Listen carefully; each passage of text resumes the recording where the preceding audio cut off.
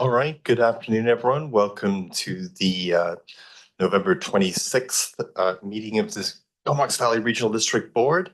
And as always, we'll begin by acknowledging that we do business today on the unceded traditional territories of the Comox First Nation, the traditional keepers of this land, and continue working our way through the calls to action with church apologies and reconciliation. We call upon leaders of the church, parties to the settlement agreement, and all other faiths in collaboration with Indigenous spiritual leaders, survivors, schools of theology, seminaries, and other religious training centers to develop and teach curriculum for all clergy students and all clergy and staff who work in Aboriginal communities on the need to respect Indigenous spirituality in its own right, the history and legacy of residential schools, and the roles of the church parties in that system, the history and the legacy of religious conflict in Aboriginal families and communities, and the responsibility that churches have to mitigate such conflicts and prevent spiritual violence. Moving on, we have minutes from November 5th for adoption. Moved and seconded. Any questions? Any opposed? We also have minutes from November 12th. Thank you. Thank you. Seconded. And any opposed? Okay, and that passes. And we have a delegation from the Comox Valley Food Policy Council. And I'll ask Naomi Robert to come up to the microphone.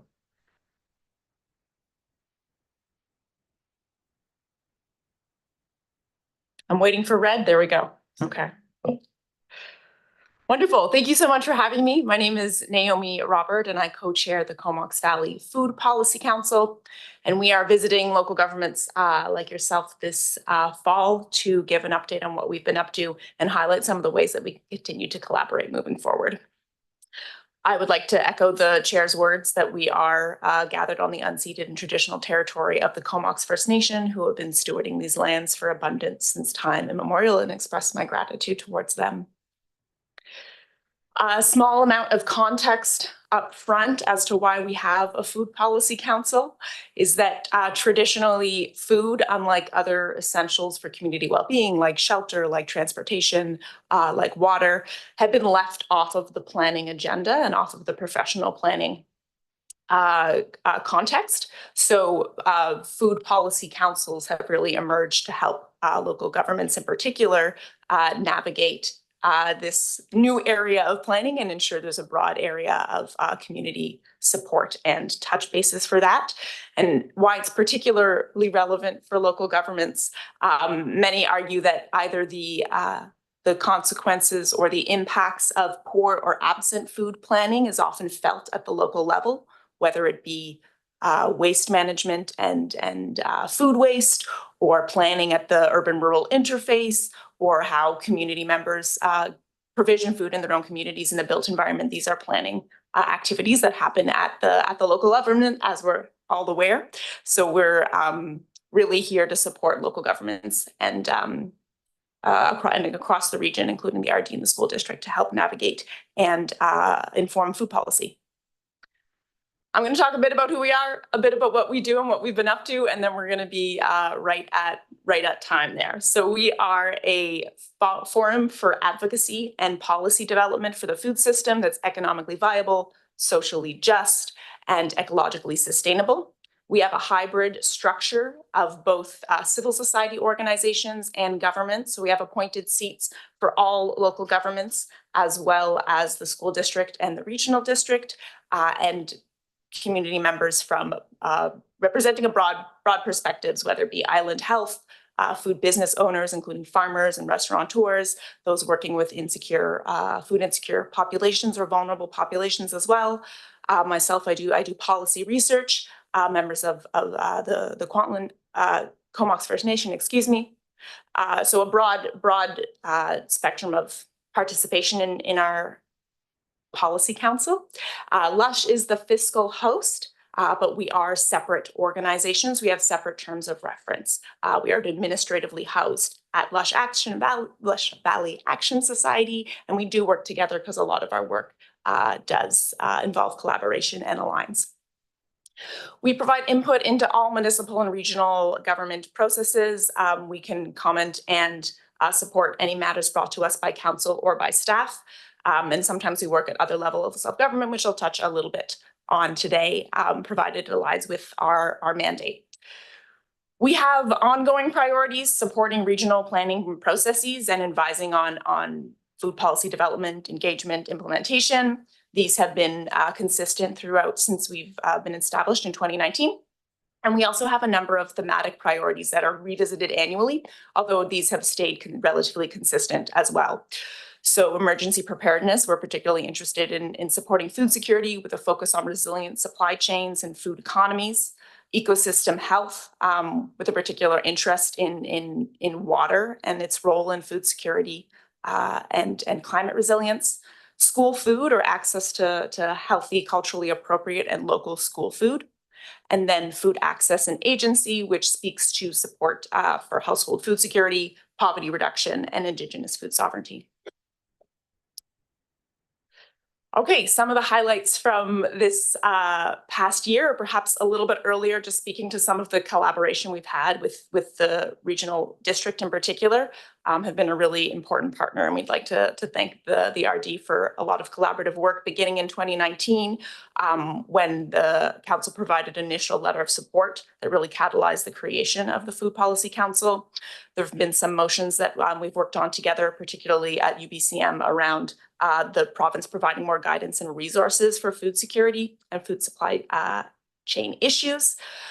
Some work together also through a food flows mapping project that we've applied and been successful with through the CVRD to map food as it comes in and out of the regional district, to understand our vulnerabilities and supply chain weaknesses and how to better inform emergency planning.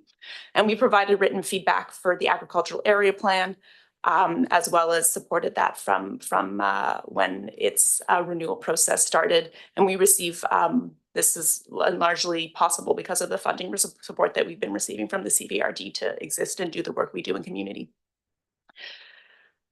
Some work on our policy development and planning priorities. So we've been supporting OCP reviews, particularly this year with the Village of Cumberland, and we've supported the food systems chapter with the City of Courtenay in the past.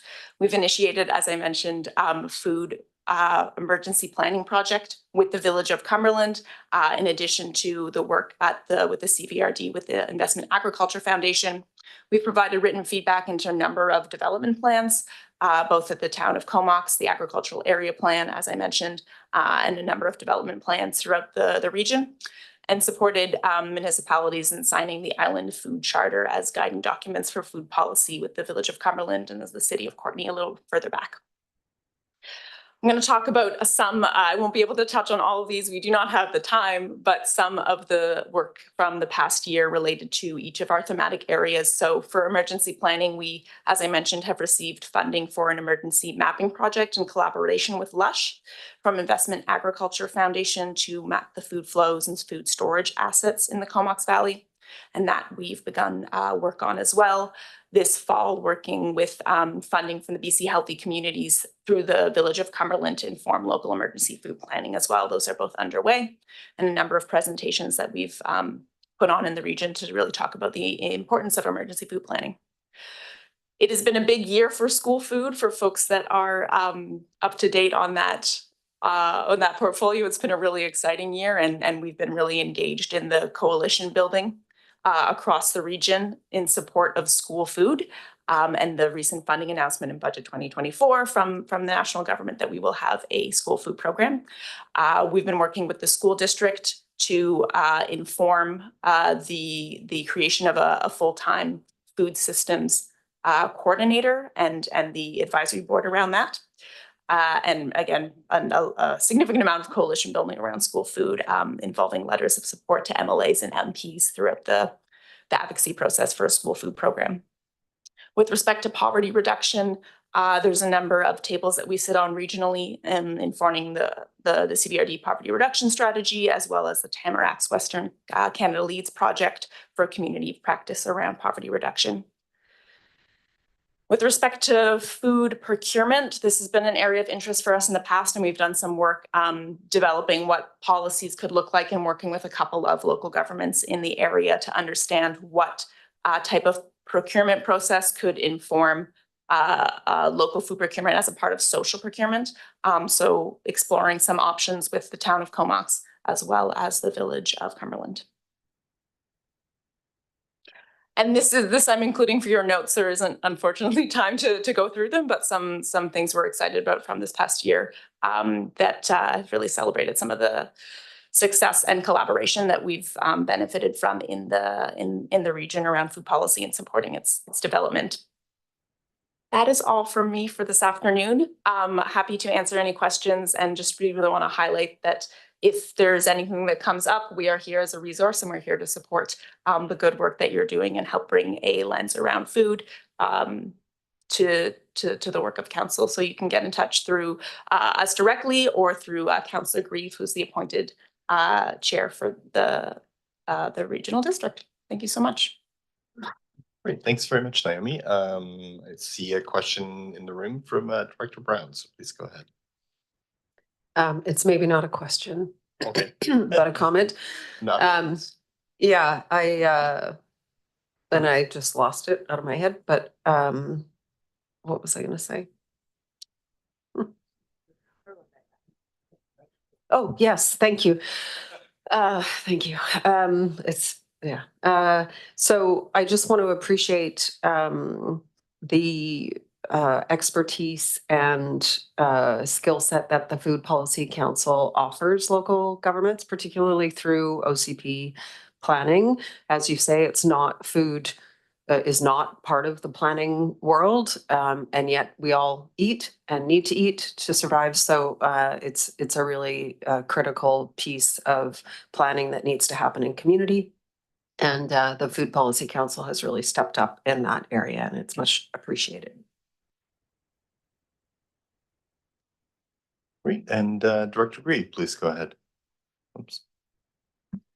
Well, yes, just to thank Naomi for coming around and giving us this quick update. I had the great privilege over the last couple of years to sit on the Food Policy Council, and it's definitely changed my perspective a lot.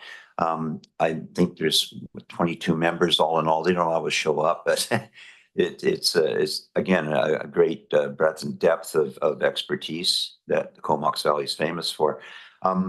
My question is, my understanding is that we are one of the very rare a number of food policy councils that actually has elected officials sitting on it. Is that correct?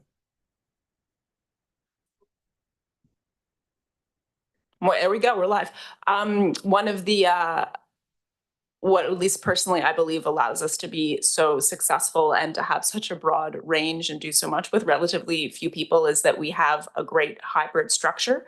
I've worked with a number of food policy councils just with my own work and the particular structure here where there are appointed officials, but it is not directly sitting with any one particular government, allows for a degree of flexibility, but also a degree of involvement and buy-in from the region that allows us to do really good work. So just from my experience with a number of them, that is a unique structure that's been really successful here.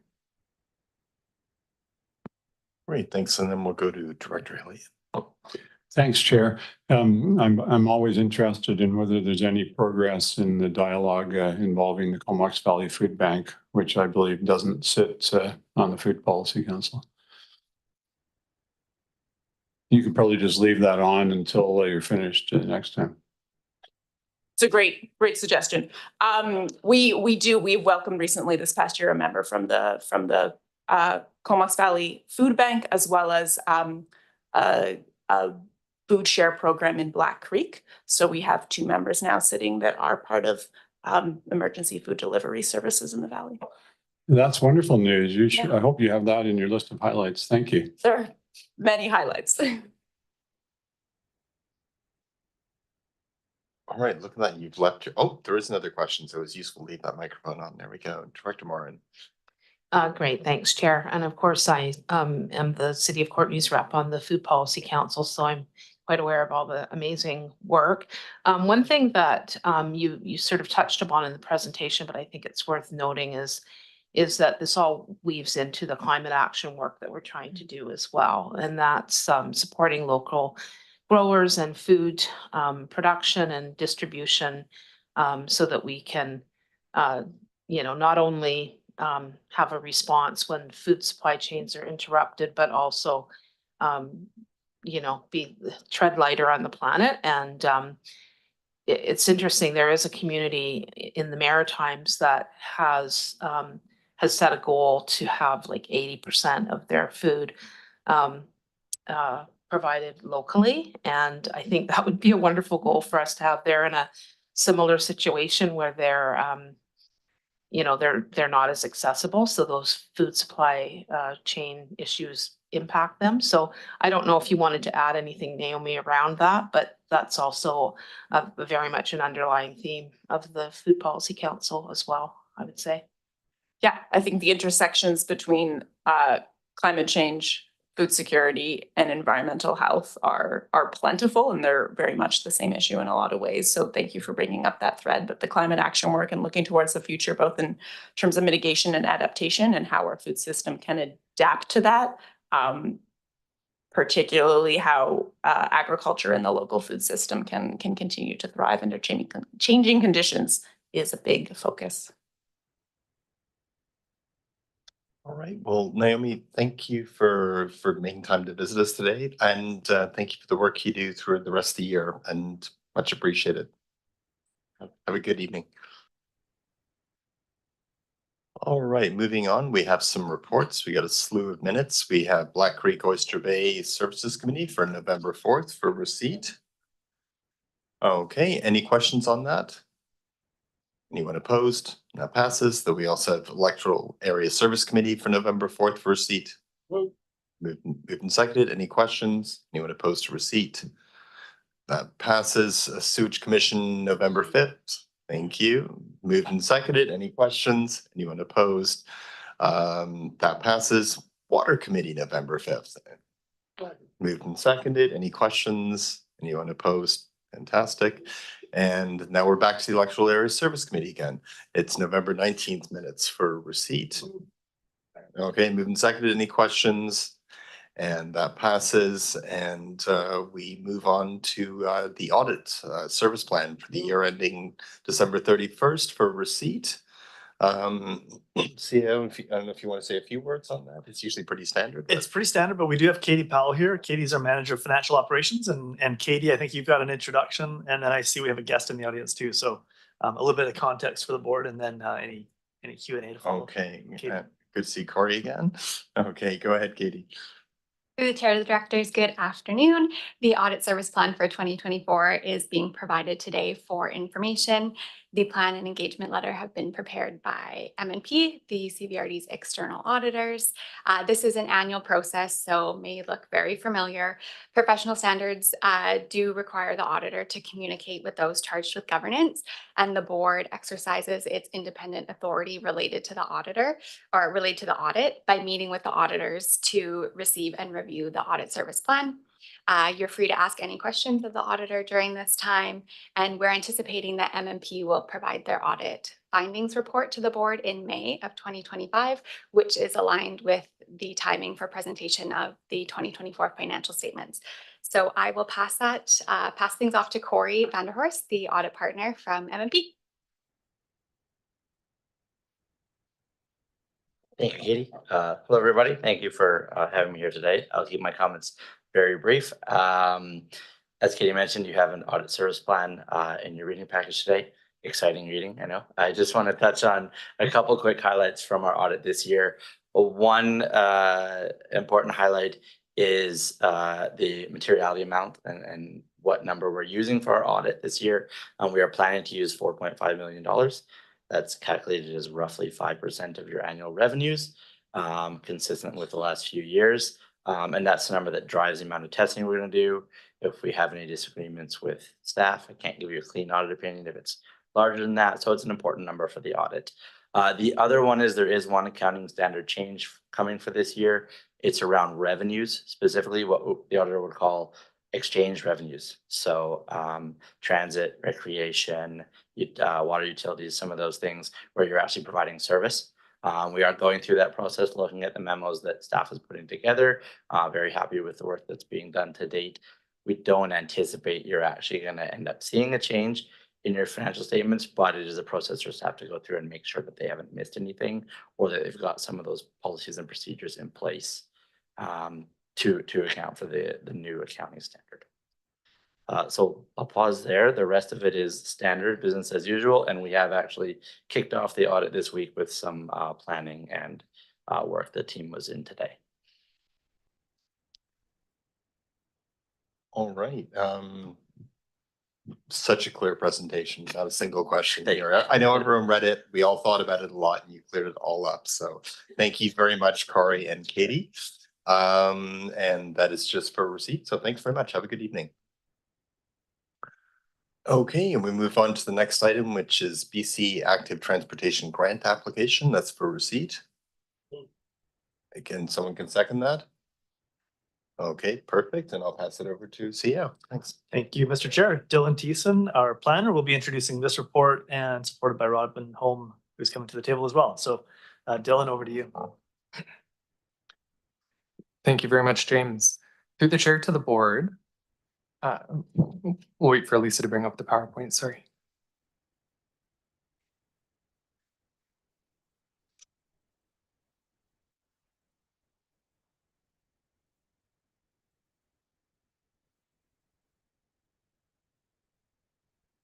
Perfect, thank you. Through the chair to the board, in July 2023, the board identified the Cumberland-Courtenay Active Transportation Connector as a high priority project through the Active Transportation Network Plan Implementation Strategy, due to the project's regional connectivity and ability to work towards a transportation mode shift. And in May of 2024, the board endorsed the preferred alignment for the route and directed staff to pursue a BC Active Transportation Infrastructure Grant, which we have. Staff submitted the grant application for the October 31st deadline. Leading up to the grant application, staff worked with on-site engineering to prepare engineering drawings for a concept of the entire route, with possible phases to help ease implementation, particularly with respect to funding. Phasing and construction options were also discussed with staff at the City of Courtenay and Village of Cumberland, particularly with respect to the integration of the project with existing municipal infrastructure for active transportation. And we also met with the Comox Valley Cycling Coalition to discuss phasing options as well. Looking at phase one, which was the focus of our grant this year, this phase will focus on getting cyclists from Cumberland through the tunnel and onto Memorial Way. The project will include a 700-meter paved, separated 2.5-meter wide pathway, though excavation will be done to support a 4-meter path in the future during the rest of the project's build-out. And the first phase will also include the restoration of any disturbed areas, an enhanced driveway crossing at Highland Precast on Cumberland Road, line painting and signage, and tunnel upgrades, including lighting throughout the tunnel and cyclist-activated flashing lights. The total estimated cost for phase one is just over $897,000, which includes a 20% contingency and 15% fee set aside for project management. The amount allowed to be set aside for these fees and contingencies are outlined in the grant guidelines. So while phase one could exist on its own for several years, it is a phase that can be built within the scope of the grant program, and it's a high priority phase for 2 reasons in particular. First, it addresses 2 major barriers by allowing cyclists to bypass the Highway 19 interchange completely, and it removes cyclists from the parkway itself for over 1 kilometer. Second, the now Ministry of Transportation and Transit, formerly MOTI, announced increased funding last year for an active transportation capital fund. This fund is specifically for projects in the ministry's rights of way, which the rest of the project is. We do have municipal boundaries on here, and you'll see that while some of that might be within MOTI's jurisdiction due to its proximity to the highway, all of phase one is within the Village of Cumberland's municipal boundaries. This fund, the Active Transportation Capital Fund, is not administered through a grant program, but rather we have been informed that applications to the BC Active Transportation Grant Program are used to help the province identify projects that are in need of additional capital funds, adding a strategic element to this application. The only outstanding part of the grant application is a resolution from the board, which staff have until December 1st to submit. The resolution is needed to confirm the CVRD's cost share portion of the grant up to $400,000, and that the project is a CVRD priority, is shovel ready, and is intended to be completed within the grant's given timeline. At this point, staff are recommending that the cost share come from the proposed regional transportation service, as it would be a significant challenge to try and fund and pursue these projects, and this project specifically without a dedicated service. As just mentioned, the grant also has the additional strategic element of alerting the province to a project that requires additional funding beyond what the grant is able to provide. If the board approves staff's recommendation, we will forward the resolution to the province before the December 1st deadline, completing the grant submission. And I will leave that there and stay here to answer any questions you may have. All right, thanks, Dylan. I'm just looking around to see if there are any questions or comments from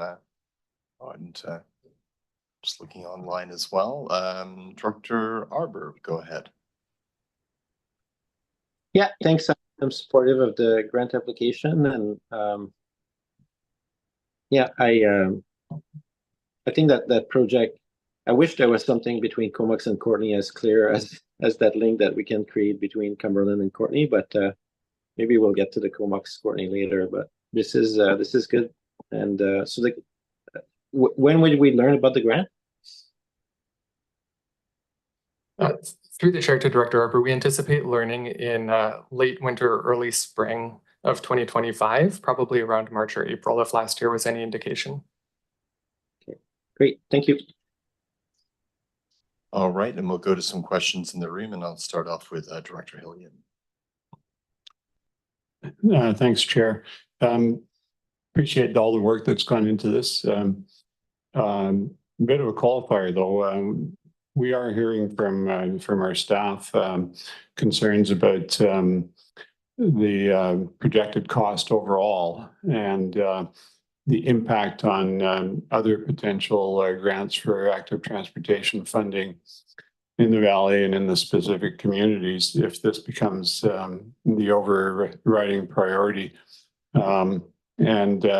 Just with regards to that, and also with regards to the other complexities involved, I'm wondering if you can speak a little bit more about what the dialogue with local government has been to this point, because it's there seems to be some differences of view around just how comprehensive that engagement has been with staff at the municipalities. Thanks. Sure. Yeah, thank you for that. Through the chair to Director Hillian. I think the goal is that the Regional Transportation Service and the Regional Transportation Advisory Committee, which Monica will talk about in the next report, will really provide an avenue or a vehicle for those inter-municipal dialogues to continue a little bit more fulsomely. As of this point, the BC Active Transportation Grant, the one that we've submitted for, is the only existing significant, like hundreds of thousands of dollars grant opportunity for this type of infrastructure.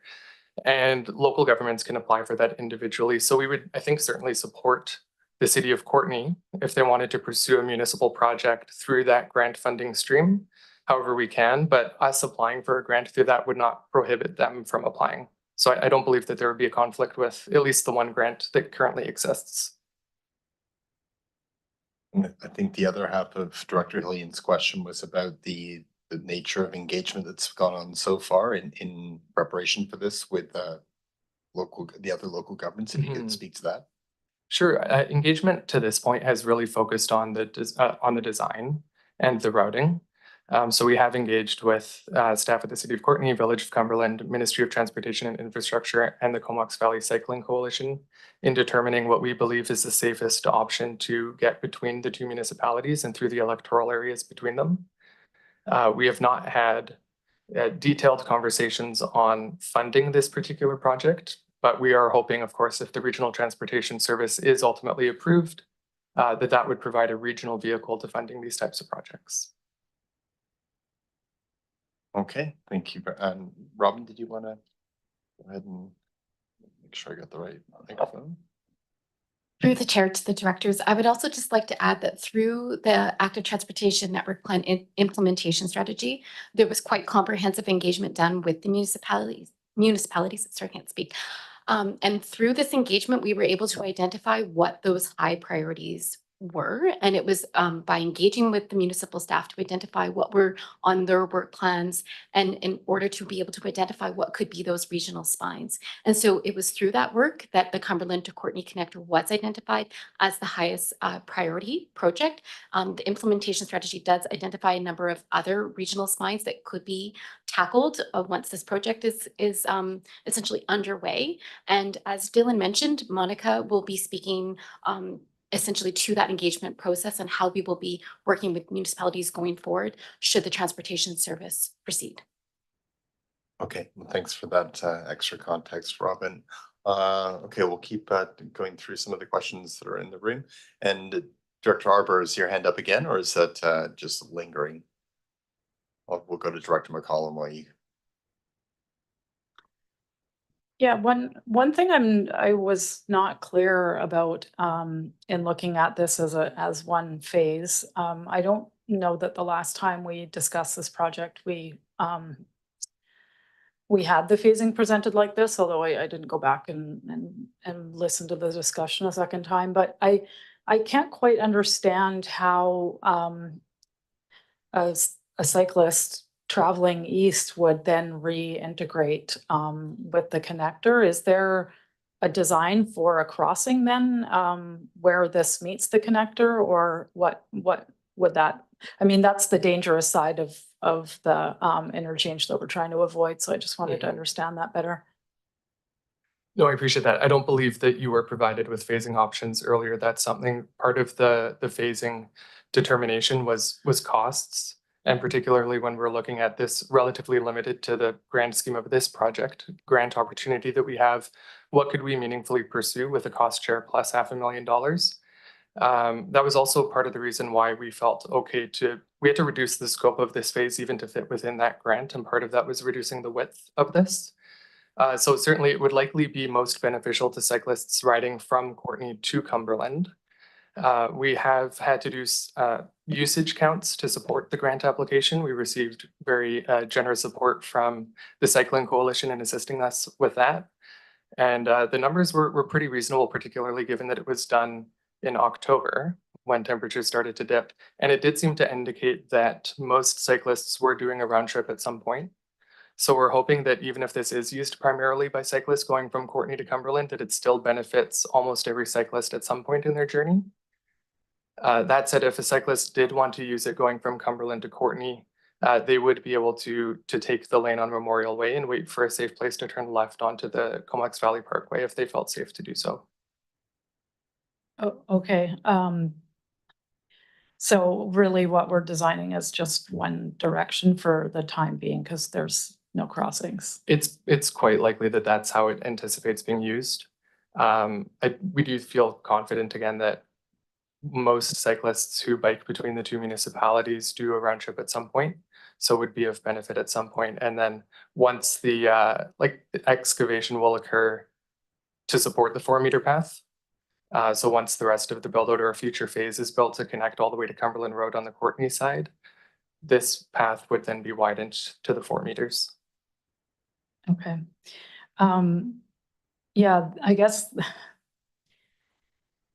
that's maybe what I thought in reading this, but I thought maybe because we're really just seeing kind of a line on the map that maybe there was some design contemplated for how they would use this in the direction that is causing the bigger safety concern.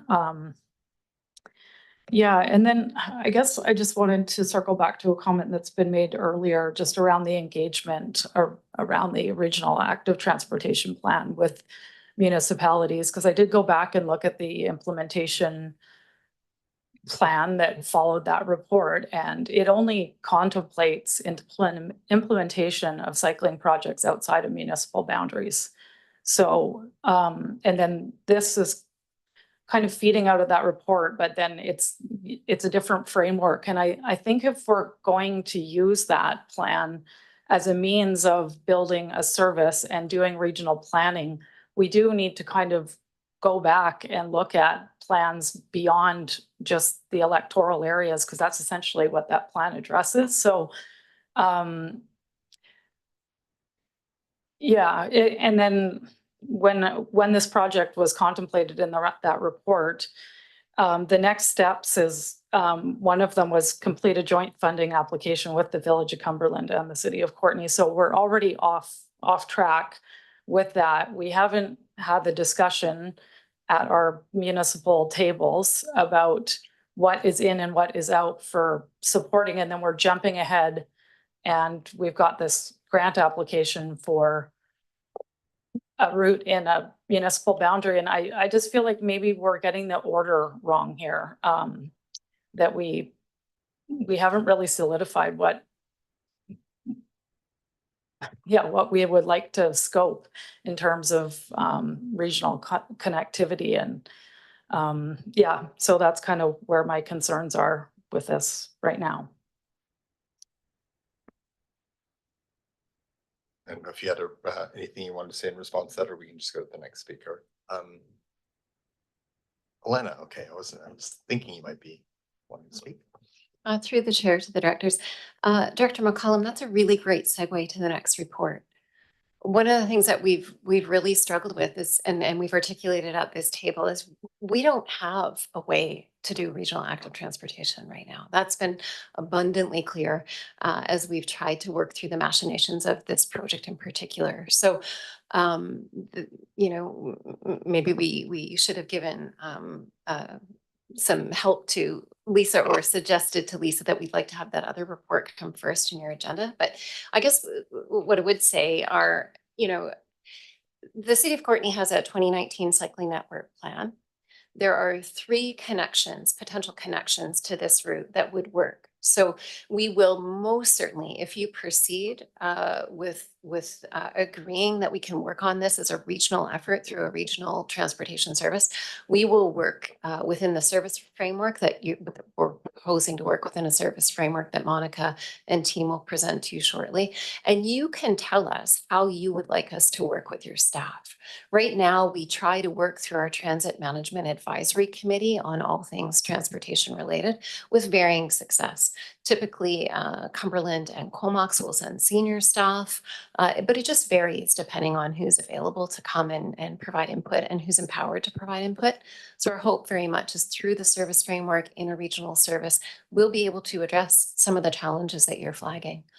I'd also like to speak, if I might, on the comment about the Regional Active Transportation Network Plan being an electoral area plan.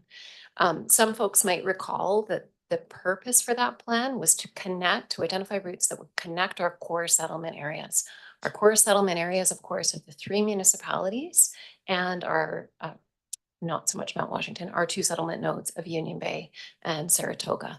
And so, yes, these routes invariably in that plan go through the electoral areas. We would like to reframe some of the thinking around that those are just rural routes, because they're about connecting our valley residents, whom we know travel between the municipalities, many on a daily basis, connecting those core settlement areas so that we can tackle those significant goals in our regional growth strategy about building a transportation system to inspire modal shift, reduce our greenhouse gas emissions, and give households and individuals another option when our transit service isn't yet meeting their needs, or when access to a private vehicle is just cost prohibitive. Director McCollum, I'll just give you an opportunity for a follow-up. Make sure I'm turning on the right microphone. Yeah, sorry, I wasn't. Just to clarify, I mean, I fully understand what the intention of having that regional active transportation framework is, but if only the projects that exist in it are outside municipal boundary, but then the way that we're intending on funding that is as a region. So there can be connectivity on either side, but we're not really looking at, for example, like the 2 largest municipalities are Comox and Cumberland, or sorry, Courtenay and Cumberland, but they interface at a municipal boundary. So those no connections between those 2 populations would be contemplated in how we're doing this. So it's not that I don't support the work and I absolutely understand why it's important and that it's worthy of a regional discussion. There was a piece missing, and even when we received that report at the time, to me, it was a report on how the rural areas connect with municipalities. It wasn't necessarily looking at transportation through the municipalities as these kind of spine routes that we then subsequently talked about. So it's not that I don't feel that that's completely worthwhile in advancing. I think that the way that it was initially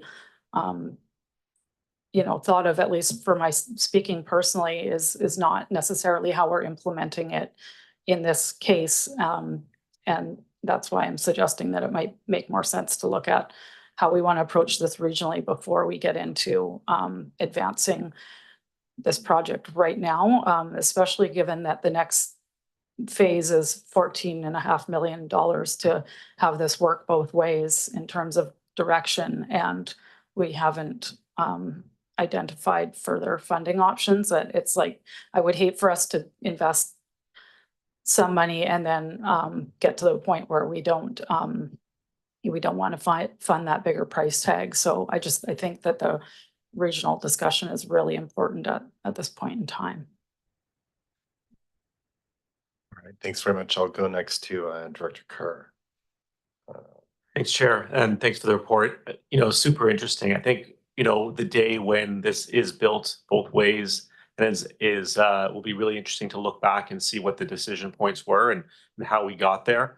I hope we're taking really good records of that and the decision points, because I think it'll be a really good case study, because it's tricky with all the boundaries and issues involved. I kind of like this approach, tackle, in change management. Sometimes you just like take the worst and hardest thing and just do it. And like this is the worst part of that ride.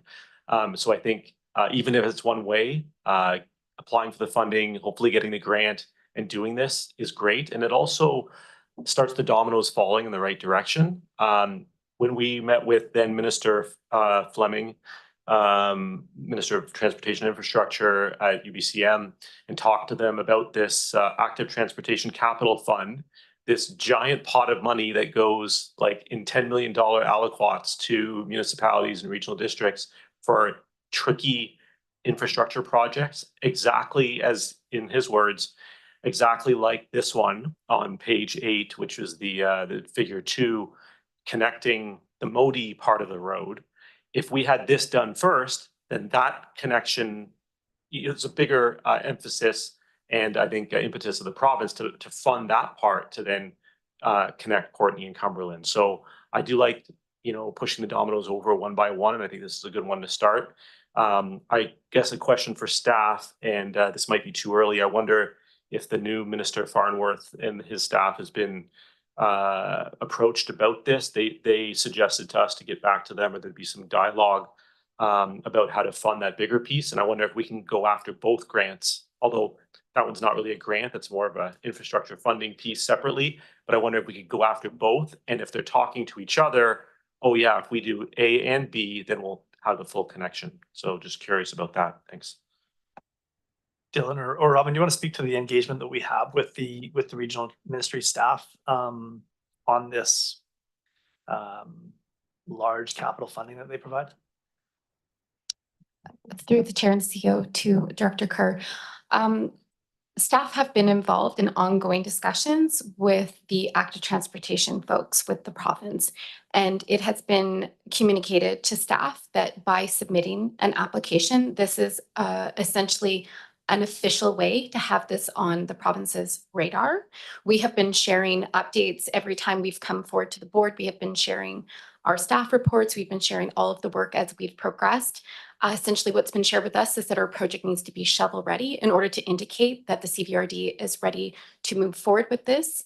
They have been positively encouraging all of the work we've been doing in terms of setting up or expanding a service in order to have dedicated funding. They're essentially have have indicated that they're looking for the CVRD to have skin in the game. And so we have essentially been following through all of the steps that have been shared with staff. And so we've been having ongoing discussion on a regular basis about this project. And it was indicated that we needed to submit an official application to BCAT, recognizing that the scale of this project well exceeds the grant maximum.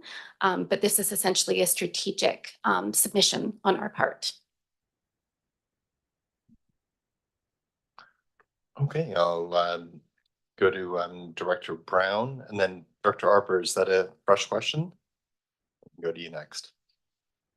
Thanks, Chair. And thanks for the report again and your continued work on this very important route for the community. So, you know, it's too bad that we can't get people all the way to the connector or all the way to Cumberland Road in phase 1. But I concur with Director Kerr that we need to do the messiest, most challenging bit first to show that we are ready to do this and demonstrate to the province that they need to continue to fund this.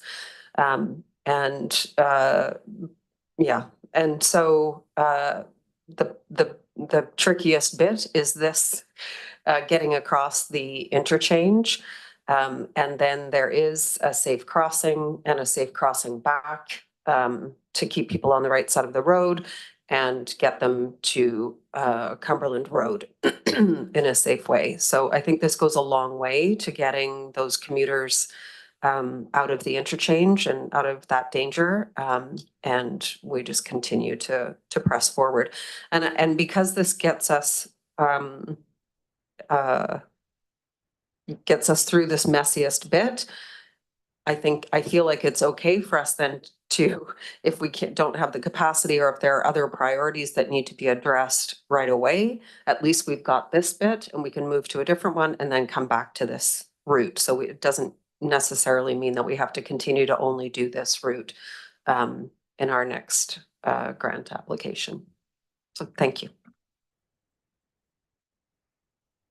All right, thanks. Maybe I'll ask a question. I was curious about the report said that the funding would be developed sometime in the new year, sort of the funding model.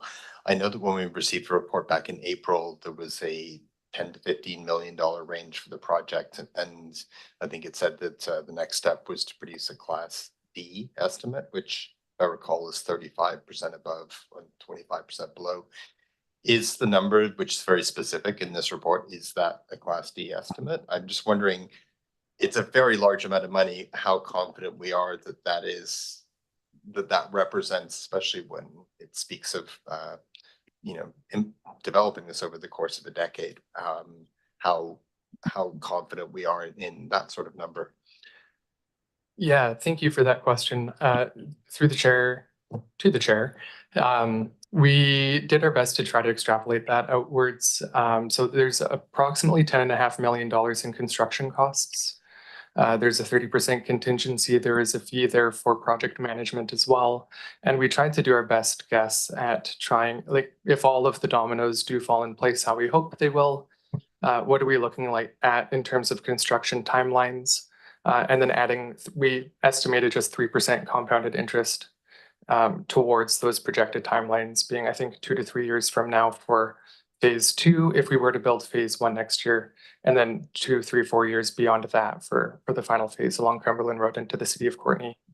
It is a Class C cost estimate that accompanies the design, the concept design. So there is a slightly higher degree of certainty there, but certainly still some room to move within once we start moving on it.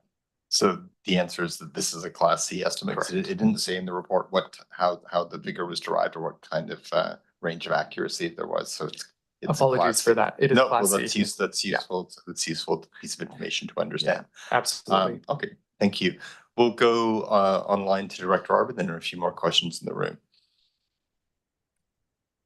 Yeah, thanks. I think I was going to just speak a little bit to Dr. McCollum's points, which I thought were good.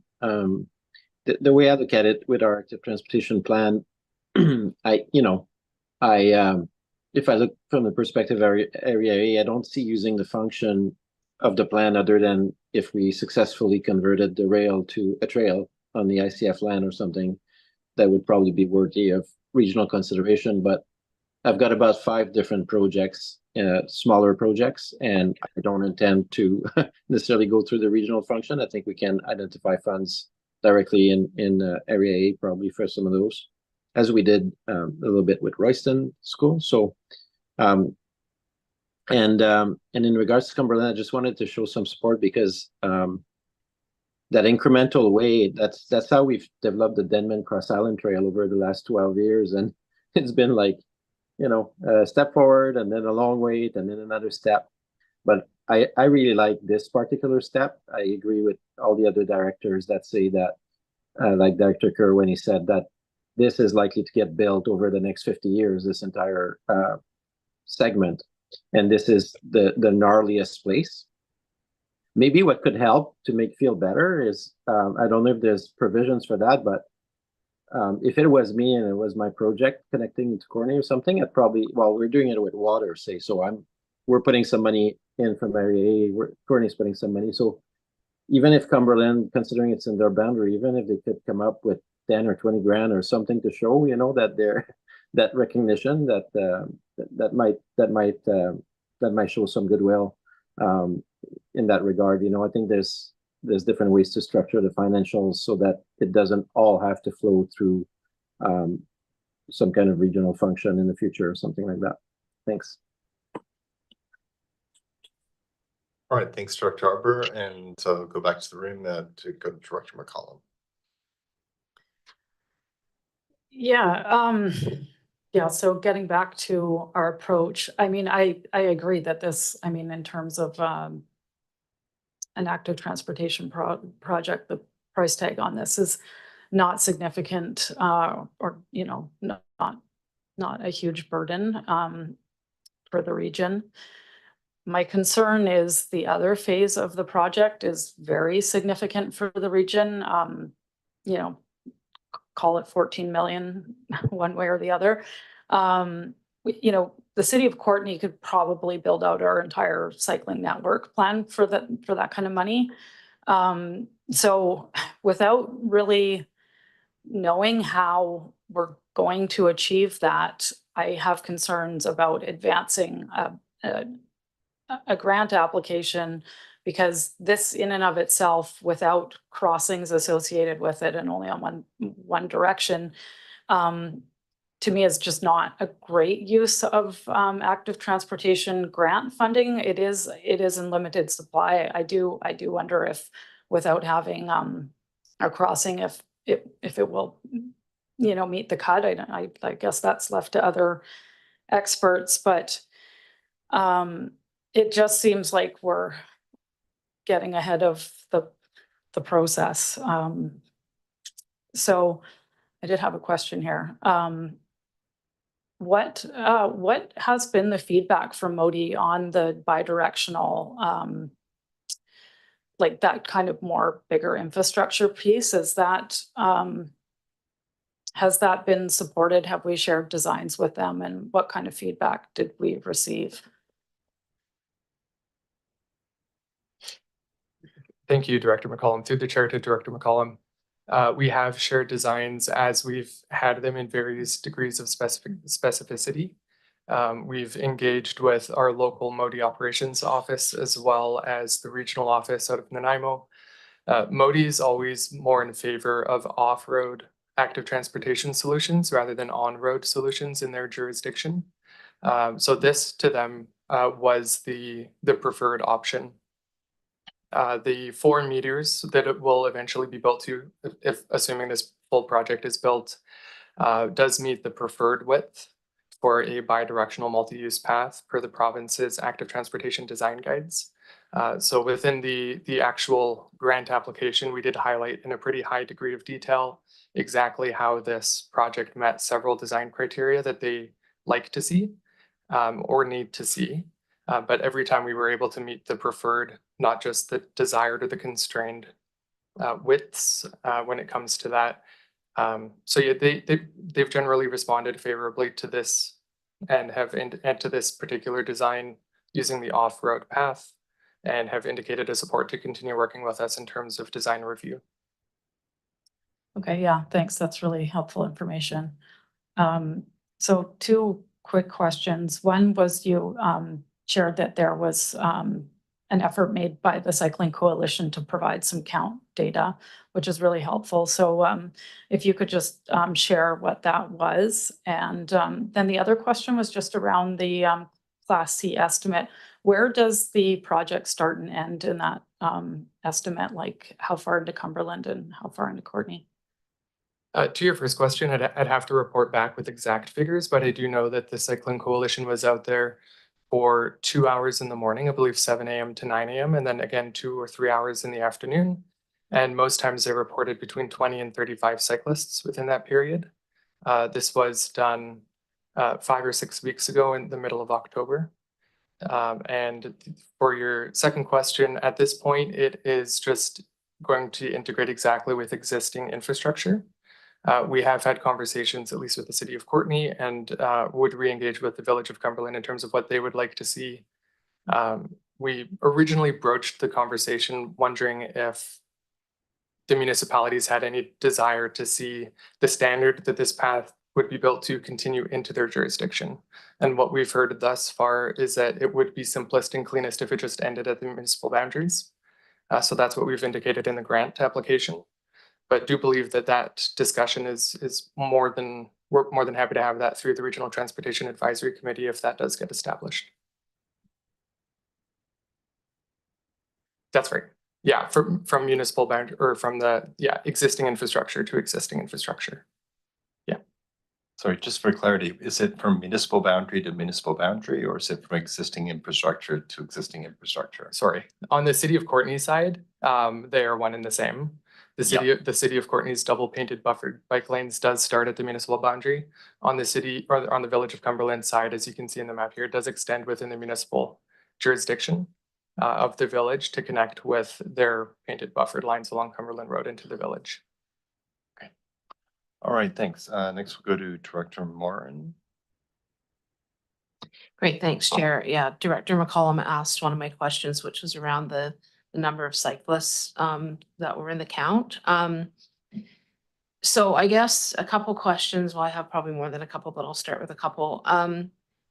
So if one of the primary goal is around modal shift, and we have 20 to 35 cyclists, understandably, and not the best season for sure, but probably fairly regular cyclists, commuters, I would think, those folks.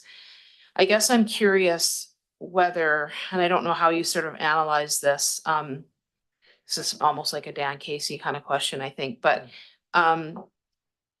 how this first phase will create that shift that we're looking for, because I would think that you'd kind of need the whole package for people that are not regular cyclists to feel safe enough to take this route. And as Director McCollum pointed out, there's not a lot of safety at the end of this phase. So yeah, that's the first question, I guess. Thanks. I think that is probably true to a certain extent. We do hope certainly that by tackling perhaps the largest issue being the interchange at first, that we do start to see some of that shift right away. Especially given that we do have a degree of, a reasonably high degree of cyclists that are continuing to use it. And this is an improvement upon existing conditions. And then where it's not like the existing conditions have been made any worse.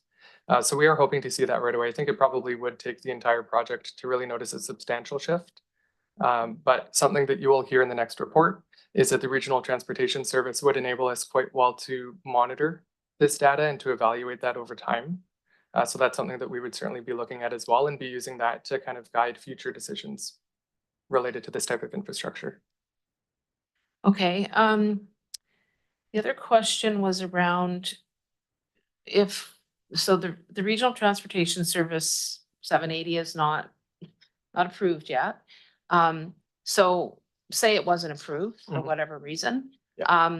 I mean, part of the rationale going way back was, we don't have a home for these kind of projects, so let's create a home. And what if we don't have a home, I guess is my question. So I guess that's the first question. And well, I'll let you answer that and then I'll see if I get another one or not. Thanks. Appreciate that. Yeah, certainly we don't know, one, if we'll get the grant or not, and two, if the service will be approved or not. If the service is not approved, staff have been able to make some traction with active transportation projects on an ad hoc basis. Thank you. That is challenging, of course. So we would likely then be talking about this phase of the project being funded through a different service, perhaps a regional growth strategy service. We would have to take a look at what that would look like, but certainly we could bring something forward to the board if they wanted to consider that in light of the service not being approved. We would also likely end up just talking about this project as a standalone project rather than step one in a much larger regional build out, given the complexities in pursuing this in such an ad hoc way. But we will obviously pursue any opportunities that we have as they arise and keep the board appraised of that. Great. Maybe Director Moore. Yeah. Maybe I'll let Director You Grant, bet. he's been waiting patiently and you can come back. Okay, well, we take the call. Yeah, thank you. No, I'm really struggling with the overall cost of this project. It's a bit shocking to me. I look at it and go, well, it really isn't going to affect our community very much, and yet the bill's still going to come.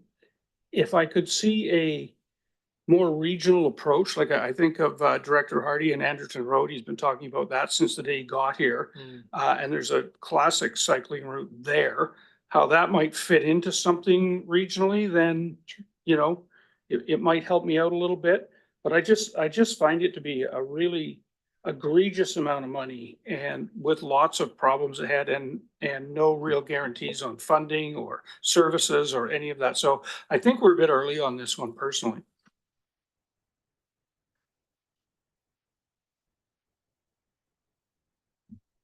Through the chair to Director Grant, as a part of the implementation strategy, there was no service envisioned at the time. And I think that we're a couple years out now, and now that we've really have a greater understanding of the need for a service home for active transportation, there's an opportunity to revisit what was identified as regional priorities or regional spines, and we can revisit the way that we work with our municipal partners. There's an opportunity, and as we'll get to this item next on the agenda, there's an opportunity through a regional transportation service in the draft framework that's attached to that staff report. You can see that there's an opportunity to work with municipal staff to identify what other regional priorities and initiatives could be. So although Cumberland to Courtenay Connector may not significantly be impacting Comox residents who live there, they may use it while cycling to Cumberland. There's an opportunity for Comox staff to identify other regional priorities that could significantly benefit those residents. And there's a different way to be able to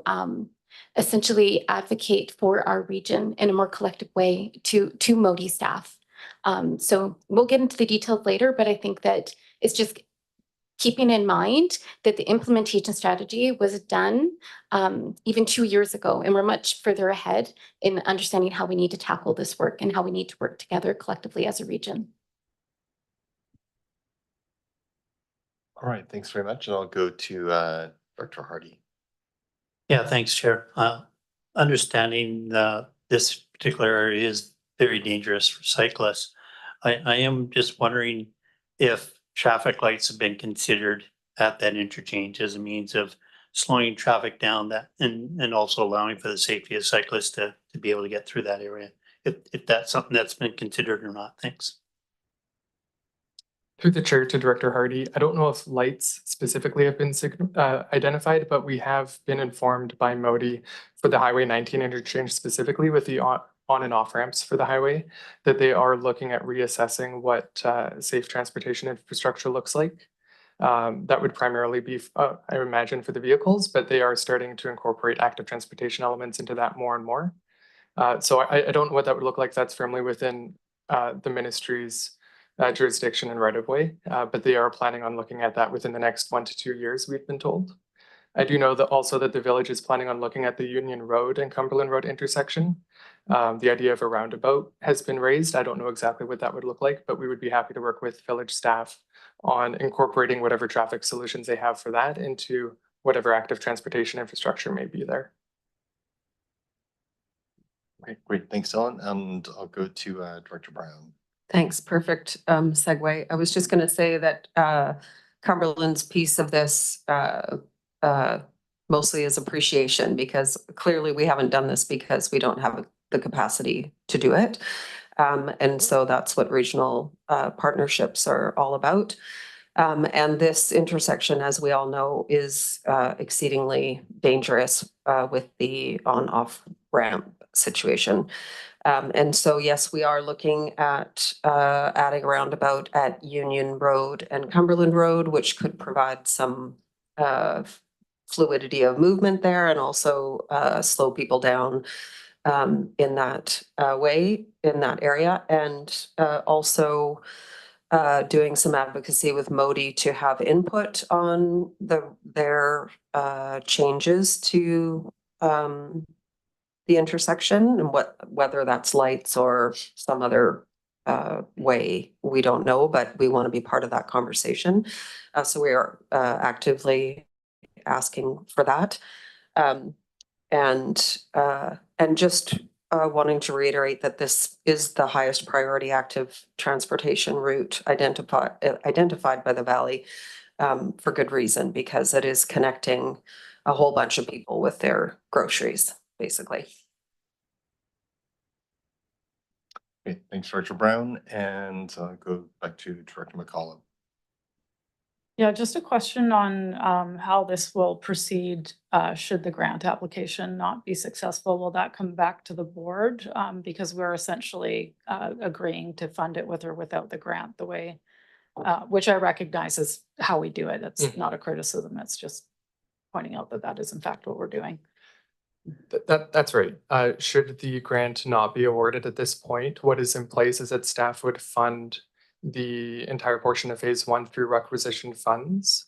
At this point, that's envisioned to be through the Regional Transportation Service. So again, we would have to take an even deeper look if that service is not approved. But that would come up for discussion again at the board through the presentation of the 2025 to 29 financial plan. Okay, thanks. All right, thank you. And Director Hillian. Yeah, thanks, Chair. In the interest of transparency, I feel the need to share the struggles I'm having with this. And you're probably getting the impression that at Courtney, we're getting a fair amount of pushback from our staff on a number of aspects. And so I appreciate the point that Alana made earlier about the need for a home for active transportation, and the response to Director Morin's question about what happens essentially if we pass the grant but don't approve the service update. And that's kind of where I'm sitting right now, wondering about that, because you know, we're really hearing about the need for more staff engagement around the concept of the service, the new service, and how that will in fact work, and how the plans and objectives of the municipalities and the region can mesh together. And for whatever reason, we're not hearing the degree of comfort in our own departments that you know we would like to hear. So so I wanted to share that in terms of being transparent. You know, maybe you've already gathered that given the tenor of the questions. And that's all for now. Thanks. All right. I'll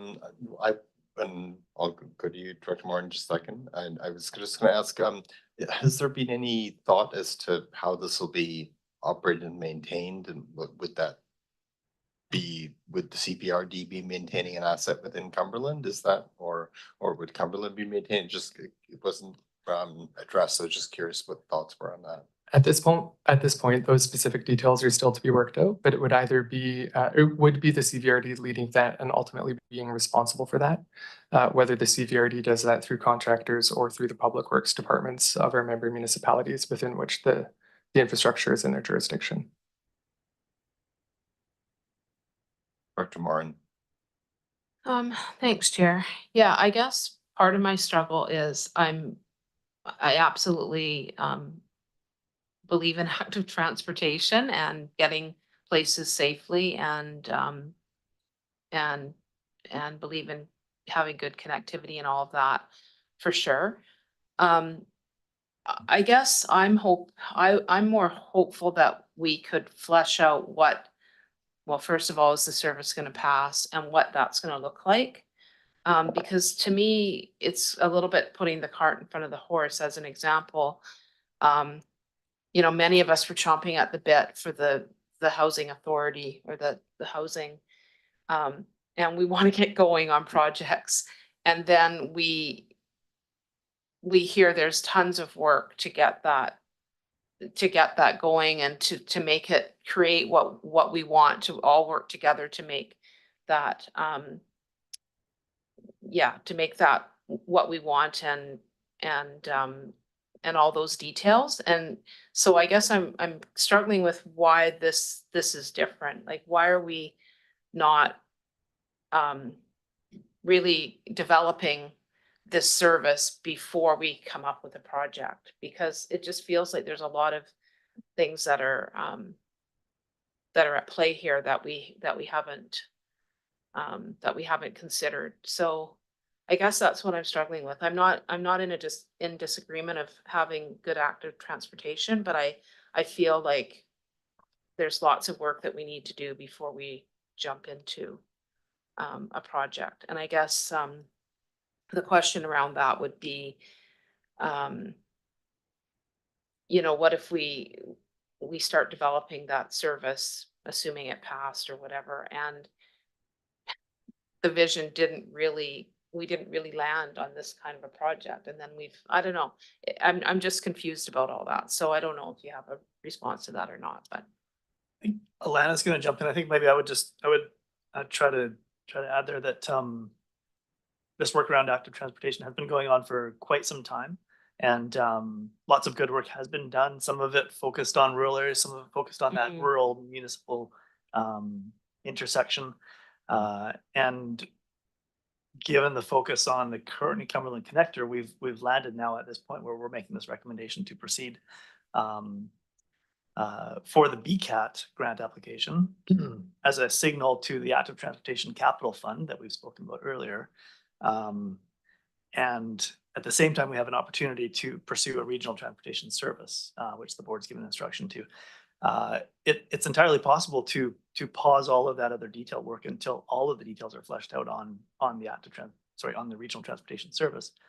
But there's been so much momentum and support for the work that we have in front of us that I think that's where staff have come to, and certainly the board has supported that to date. So I think it really comes to a question on this particular recommendation for the support for the BCAT grant application. But I did know that Alana put her light on too, so there might be another aspect there to consider. Could I just quickly ask my question before I forget it? Because then you might be able to answer that as well.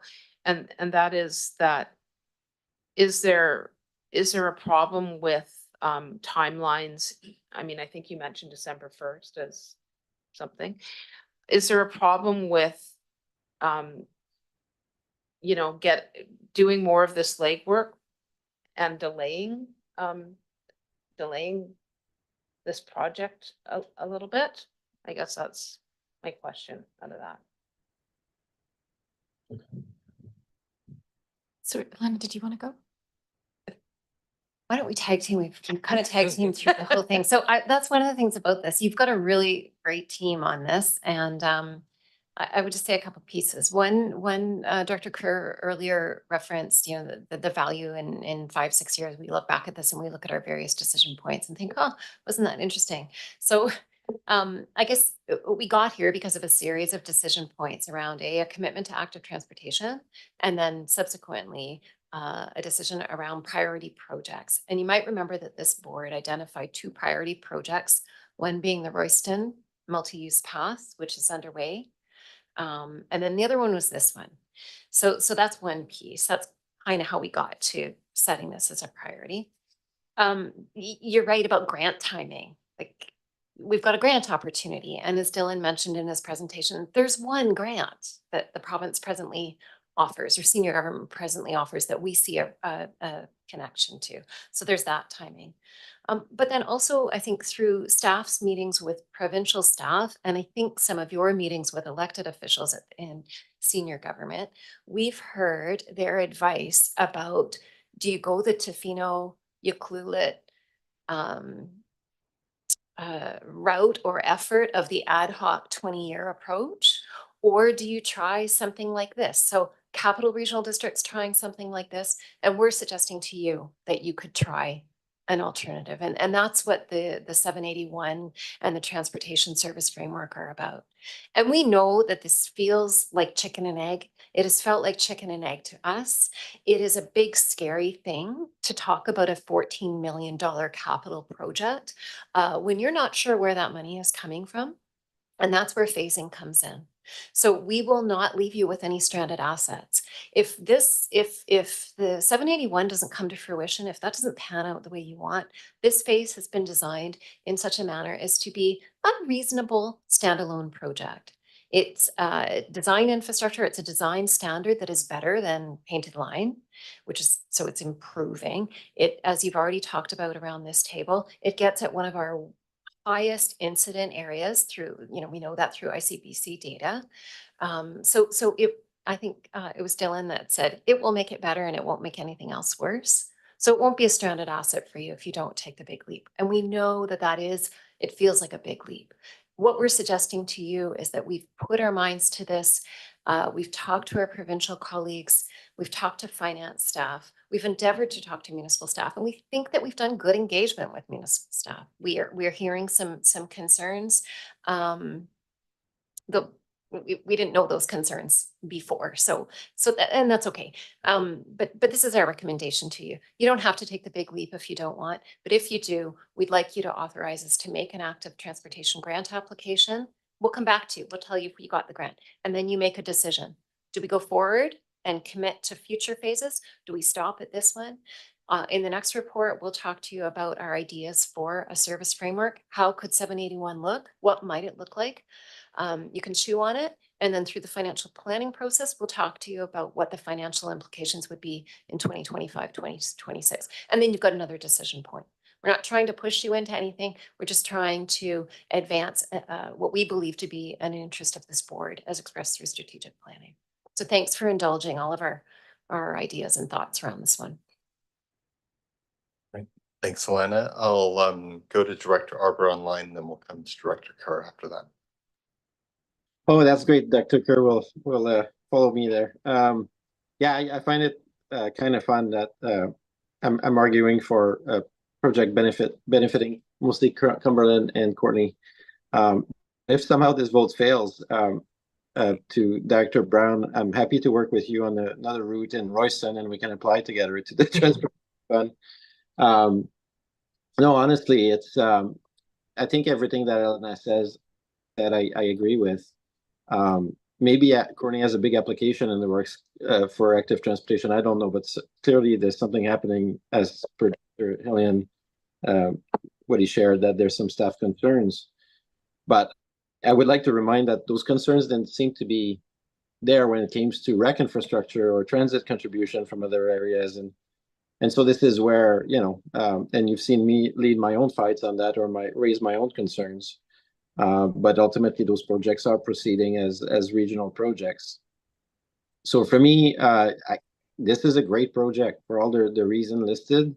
It doesn't benefit Area A, but I believe active transportation investment is actually better than hard infrastructure for recreation, because it's both for recreation and for commute for people. So, and we know there's a lot, the hub of biking, between Cumberland and Courtenay, there's a lot of bikers in those two communities. So I'll be voting in favor of proceeding with this grant. Thanks. Thank you, Director Arbor, and I'll go now to Director Kerr. Thanks. So I'm not much of a chef, but sometimes if I'm in the kitchen and I don't know what to do, I just start boiling a pot of water. Then I start planning. Do I want to make a big meal with salad and dessert, or do I just want to make craft dinner? But at least I've got the water boiling, and I can throw in quinoa or something else, rice. So the point is, you can do both.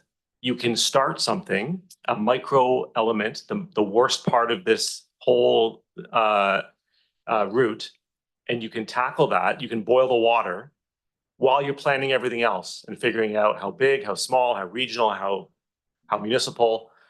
But we keep talking about we need to find money, we need to find grants. Well, here's a grant. Let's apply for it. Let's build this piece while we sort out the other things and what kind of buffet we want to produce for the rest of the meal. Thanks. All right, it's been a pretty vigorous discussion. I think that we're still on receipt, if I recall. Is anyone opposed to receipt? And that passes. So I don't know if anyone wishes to move anything. Okay. Okay. Cool. Okay, go ahead. I was just wondering if we could make a suggestion to reach out to municipal staff before we do the recommendation to have some better communication. It's like a motion to defer. Is that what you mean?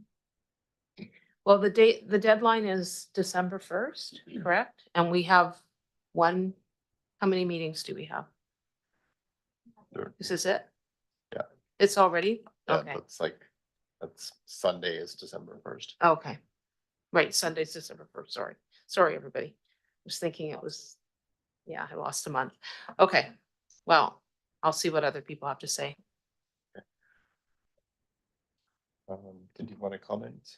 I was just going to say, like, and we'll hear about this more in the next staff report around the proposed regional transportation service framework. But engaging with municipal staff is a big piece of what we are doing, and it sounds like from the tenor, as you're saying, there's some gaps there, and we need to make a more concerted effort to really understand where those gaps are happening and how we can better improve that outreach and try to address some of those matters. But that is the absolute intent of the framework, which you'll hear in the next staff report. And yeah, I guess we got the order of the agenda wrong. That would have been a helpful conversation to have before this discussion on the Courtenay-Cumberland connector. I was going to say that in response to a suggestion to refer or defer until later. I suppose one way. Yeah. But I think the point is that framework that we're going to talk about here is really the root of that further discussion, and being able to have these more meaningful discussions around regional infrastructure, regional opportunities, grant opportunities, maintenance, all of those aspects that go into an active transportation network. All right, yeah, certainly the notion of perhaps the different order might have, anyway, this is the order we're going in. There's a motion on the table, and there's a couple of speakers. I'll go to Director McCollum. Yeah, I just want to share my thoughts on this before we vote. I'm really reluctant to support the recommendation at this time, just given that we have so many unanswered questions around the service going forward. We're looking at developing a piece of infrastructure that could involve also maintaining it. That would be yet another new thing for our organization, and it has not been brought back and discussed at our councils. And I mean, I really appreciate staff's work and enthusiasm on bringing this initiative forward. It was direction of the board, and it was identified as a priority fairly consistently. I don't want to say that there's been some kind of disconnect there, because I think we were fairly clear on it. But in my mind, we're advancing it to explore what the options were. And now where it's landed is it needs funding now. And it's going to cost a lot, and we don't know where the rest of the money is going to come from. And for me, that means let's take a sober second thought and pause and look at this a little bit more strategically. And like I said, Courtenay's proportion of this project would be somewhere around $6 or $7 million. And we've just initiated the construction or the process of building an active transportation link across the river, which is arguably probably the most important piece in a regional network, would be crossing the river safely on either side. But that's not contemplated in the regional plan, because that's work that the city is doing. And that was the recipient of the largest federal active transportation grant in the country. I mean, this is, you know, there's a lot of competing projects, and I just want to emphasize like how expensive and difficult it would be to have this be our #1 priority. And so I really hope that we find a way to bring this to fruition. But even looking at phase 1 on its own, it's, you know, it's close to $1 million. And if that sits on its own, there are better ways to spend $1 million on active transportation than something that doesn't provide a safe crossing and only works in one day. Like, yeah, it's okay for the time being, but it really doesn't make sense unless the whole project happens. At least to me, it doesn't, although I do appreciate the point that, yeah, there is an improvement being provided. Yeah, so we don't have input from municipalities. We are really essentially looking at a new funding model for this before we've really had the discussion. And for that reason, I'm really reluctant to support the recommendation at this time.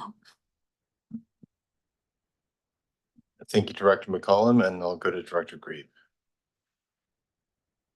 Yeah, as a member of this board that has seen funding disappear before my eyes before, I think we do realize from staff and signals from senior government that this money is up for grabs.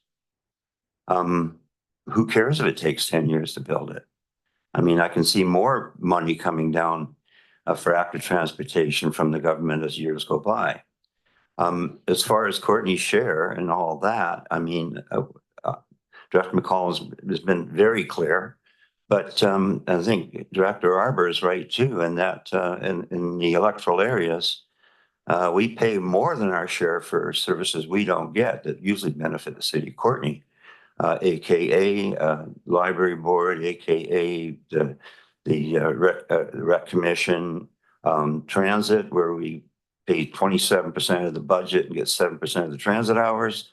So, I mean, it's not about you and me and balancing it up. This is the right thing to do because this is the direction we're going.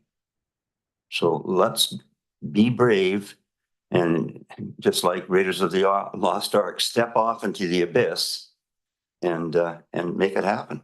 Thank you. Stepping off into the abyss is an interesting way to frame what we're doing here.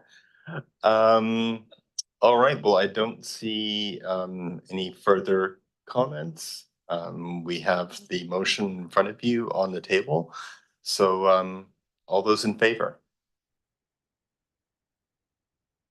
And Director Arbor, are you in favor? Yeah, my camera option disappeared, so yes, I'm in favor. Okay, so that's 5 in favor. Is it weighted? I guess we'll poll it because it's a weighted vote. So I'll just go around the horseshoe. Director Brown. Sorry. Slowly then, because I gotta. Okay. Okay. Well, you can tell me who's first on the list. Oh, they're in this order. Okay, great. Thank you. Okay. So they're alphabetical. No big surprise there. Close to it. Director Arbor. In favor. Okay. Director Hardy. Close right now. Director Grieve. Favor. Director Grant. Close. Director Kerr. Myself, I'm opposed at this point. Director Hillian. Director McCollum.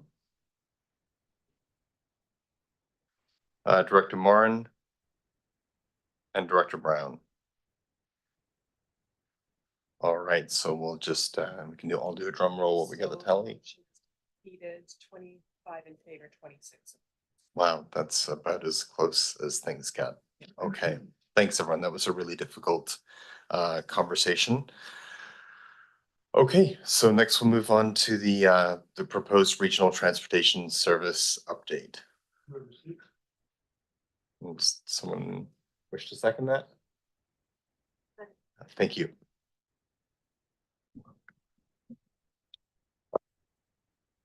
Thank you, Mr. Chair. And pleased to introduce Monica Whitney Brown, our planner, who will be introducing this staff report. And she has a support crew as well here to support any discussion that happens. So Monica. Thank you. Good evening, Chair and Directors. This agenda item is submitted to provide an update on service operating structure options for a regional transportation service and to seek direction to consult with municipal partners as the next step in service development. So I'll briefly remind you how we got here today. On October 8th of this year, the proposed regional transportation service was presented, and staff were directed to draft a bylaw amendment to expand the existing regional transit service to become the regional transportation service. This bylaw received third reading on October 22nd to this board and is proceeding to an alternative approval process now.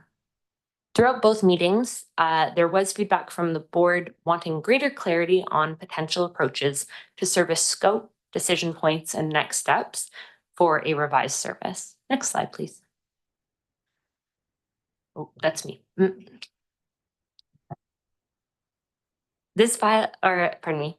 So a draft regional transportation service framework has been prepared to try and address some of these questions. The framework is attached in the agenda before you as Appendix A if you'd like to follow along. I'll briefly go over what's included in the framework and explain the next steps. So the framework as presented begins with a shared vision statement, which you can see on screen before you. The next section following is strategic objectives, and these really provide the rationale for regional delivery of transportation services, the why and what we hope to work towards through a regional transportation service. Service objectives are aimed to be achieved through implementing service priorities and goals, and this really makes up the service scope. So the draft service priorities in front of you are first planning and design, and these goals are to support a coordinated and strategic approach to achieving multimodal transportation system. The second priority is infrastructure, with goals related to construction and capital projects, so hard assets, particularly around transit and active transportation to support mode shift. The third priority area is services and programming, and this is to increase the accessibility of non-vehicle transportation options through goals like shared mobility initiatives, educational workshops, community engagement to identify transportation solutions best suited to different user groups. The fourth priority area identified is advocacy, and this is to senior levels of government, provincial, federal, for work plans, workflows, and funding that prioritizes non-vehicular modes of transportation throughout the Comox Valley. And the fifth, as Dylan already alluded to, is data and monitoring. And this is about collecting and analyzing data through these goals to monitor the efficacy of the service and the projects and programs that emerge under it. So these priorities and goals are envisioned as being iterative, thought to be subject to amendment periodically with municipal and board input. The draft framework also includes a potential governance operating model, including the possible development of an expanded advisory committee from the current Transit Management Advisory Committee to a Regional Transportation Advisory Committee, referred to as RTAC in the framework. And this would create a dedicated regional collaboration vehicle, if you will, to have those conversations. And they would include an expanded terms of reference and scope to recommend regional active transportation routes and other regional transportation initiatives, look at facility design requirements and standards, land tenure options, financial tools, and all those other thorny things that have been brought up today. So specific to active transportation development, one option would be for the proposed RTAC to initially look at the regional routes from the 18 network plan as spine routes, those critical network connectors that have value to the region as a whole. And you can see a map of those potential starting routes on screen in front of you. You can see many of them cross through both rural and municipal boundaries. The framework as presented also includes section 5.1, which details roles and responsibilities, outlining expectations on municipalities, and addresses how the CVRD could provide lead responsibility on planning, delivery, and implementation of priority projects, particularly these spine AT routes. And this would allow municipalities to focus resources on active transportation infrastructure, which connects to the spines and improves local connectivity. The advisory committee is projected to include municipal staff and other relevant agencies on a project-specific basis to make recommendations for a broad potential range of regional transportation initiatives. So as you can tell from the numerous appearances of the word throughout the draft strategy in front of you, it is just that, draft. The next steps, if the board wishes, would be to seek feedback from our municipal colleagues to review the draft framework and make changes based on that feedback. We anticipate that this process could get underway in tandem with the AAP process, and we would aim to provide an update on this outreach work to you, the board, in early spring of the coming year. So I recognize there's a fair bit of information before you and that much of it is draft. So I'll stop here for now. And at this time, I'm available to answer and respond to any questions you may have.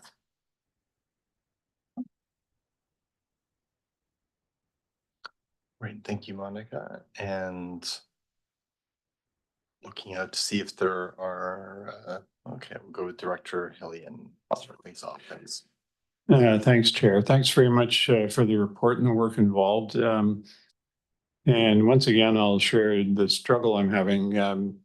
The recommendation that you put forward is to connect with the municipal governments regarding staff feedback. But at the same time, we're going ahead with an alternate approval process and with the assumption that the service goes forward. And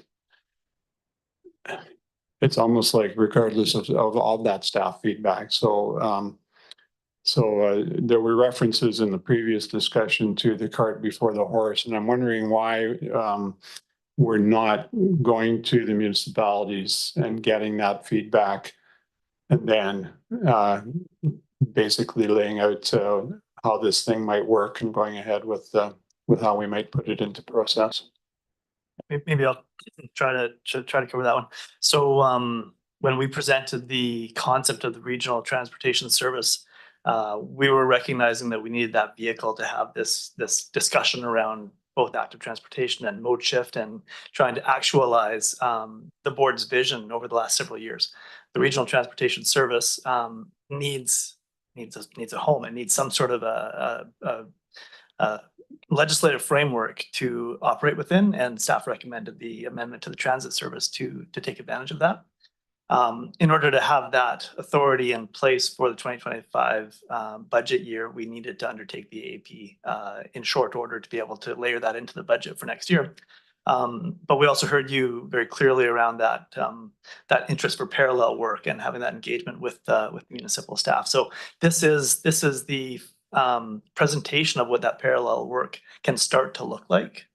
We wanted to bring this here first to the board to introduce the framework and get your feedback, but also ultimately your endorsement to be able to then request the conversation with municipalities.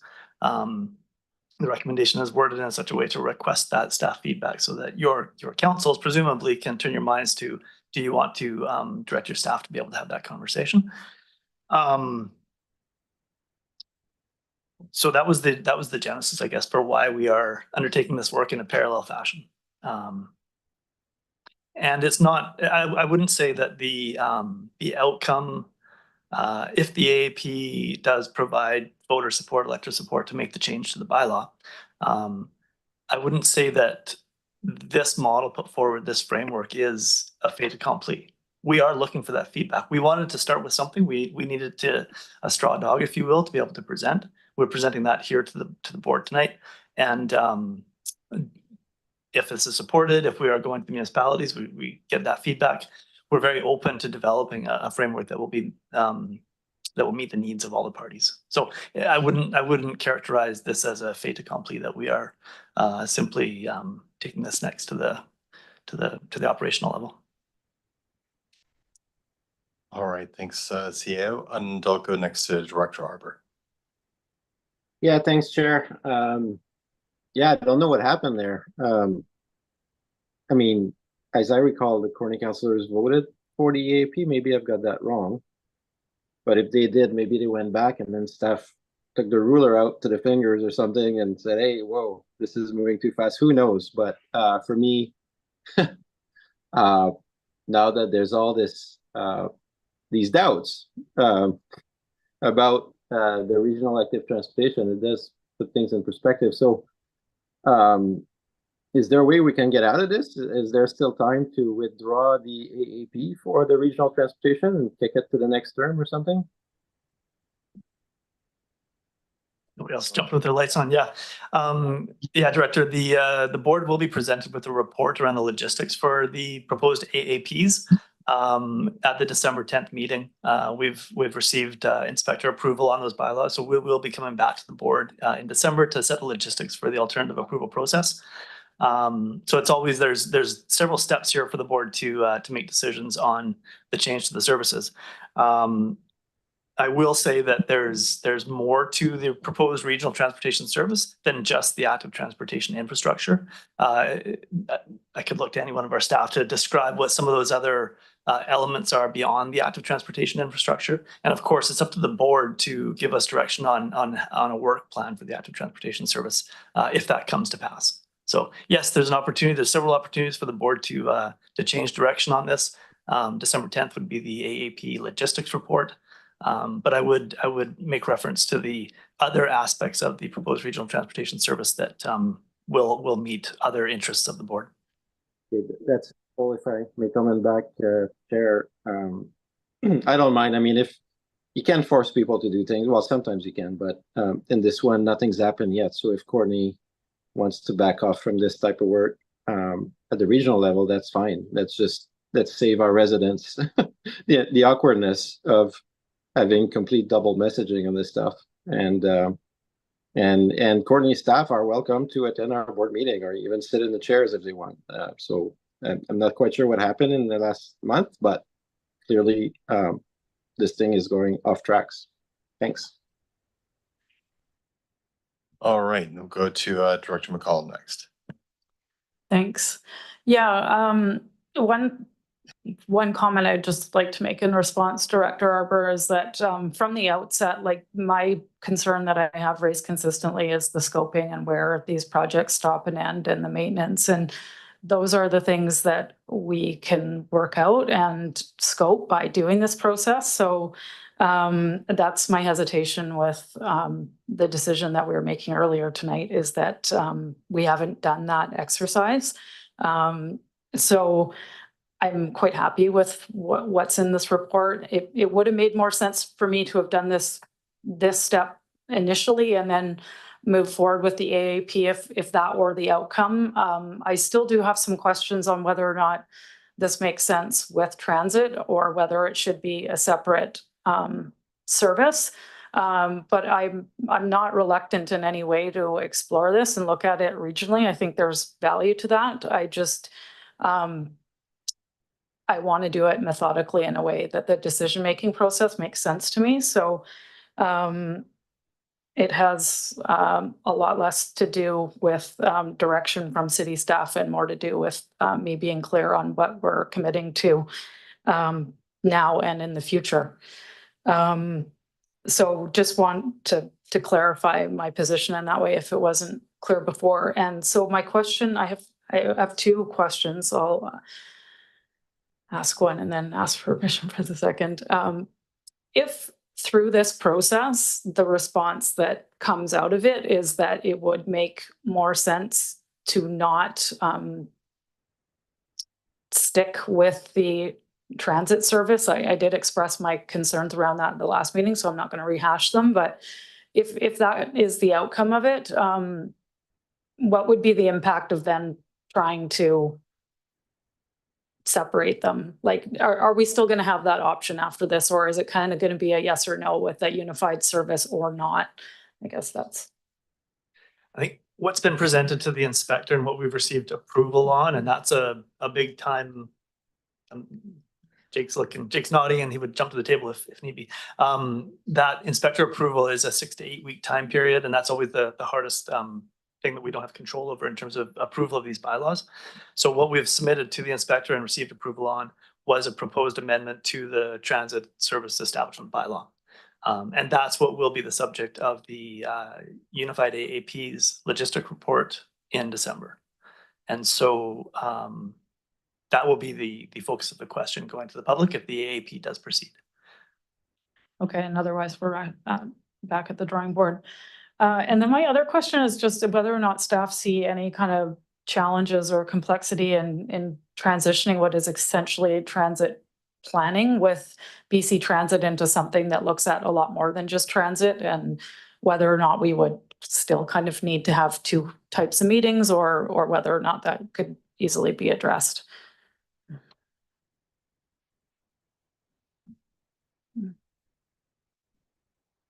Through the chair. That's something we have at just a CVRD staff level discussed. Currently, I believe TMAC meets bi-monthly. So there has been conversations about whether there would be a room to have a sort of the full expanded group meeting on the other month kind of thing, and then have sort of subgroups in the same way that we have subfunctions for some of those discussions. I think really the idea of the Regional Transportation Advisory Committee would be to look at those things that have are regionally transportation focused. So yeah, beyond just active transportation, also considering things like our e-bike shares, the possibility of car shares, those kind of more expansive ideas, and the kind of details to those would be kind of worked out in terms of meeting format and who would be included in which elements. Yeah, the other thing to note is, I think it is mentioned in this report that the TIPS report that comes annually before the board with that BC Transit report would remain the same, and the idea being that that particular meeting could also then involve an update in what the transportation priorities emerging from RTAC would be. With that, I'll pass it over to Elena. Thanks, Monica. Through the chair to the directors. No, staff doesn't see any concerns with transitioning the existing Transit Management Advisory Committee into a broader transportation. We introduced this topic at the last TMAC, and it was well supported by the staff in attendance. I would also say that over the last couple of years, really the term of this board, we've been using that committee to speak to some of the transportation issues that this board has identified as priority. So for example, our current pilot project with our bike share that was floated through this committee.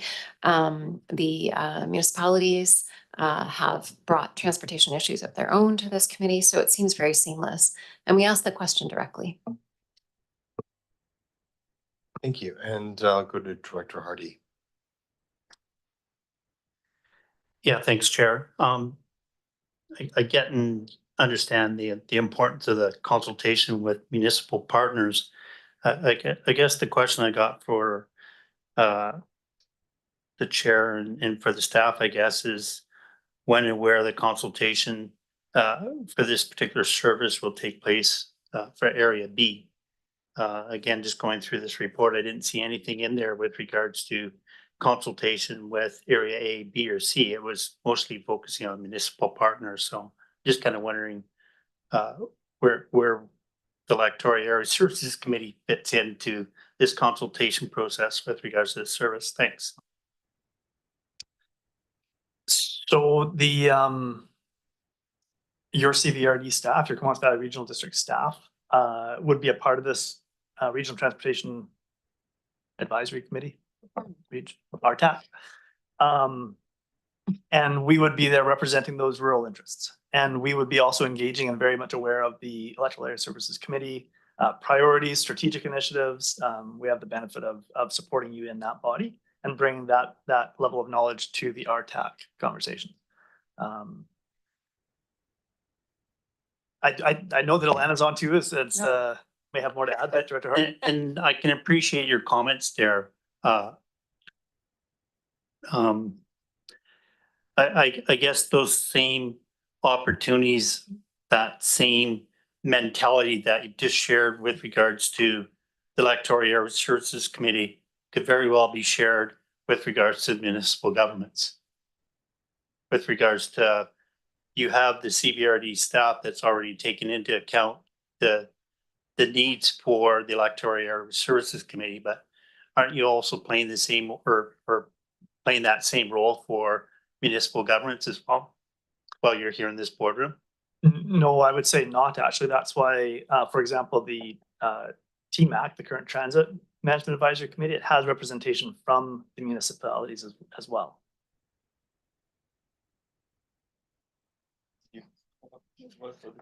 No. Okay, I'll go to Director Martin. Thanks. Yeah, I just, I'm definitely, struggling with, these items tonight. I just wanted to clarify that the active transportation discussions that we've had have not actually been, completely, united. We, when we go back to the three options that were presented way back, for the three projects, the Lake Trail, multi-use path, and the Courtney Cumberland Connector and the Royston. I mean, I can't remember. I didn't go back and look to see what the final vote was, but absolutely I remember that I was actually my priorities were the Lake Trail and the Royston, and not Courtney Cumberland. Sorry, Cumberland.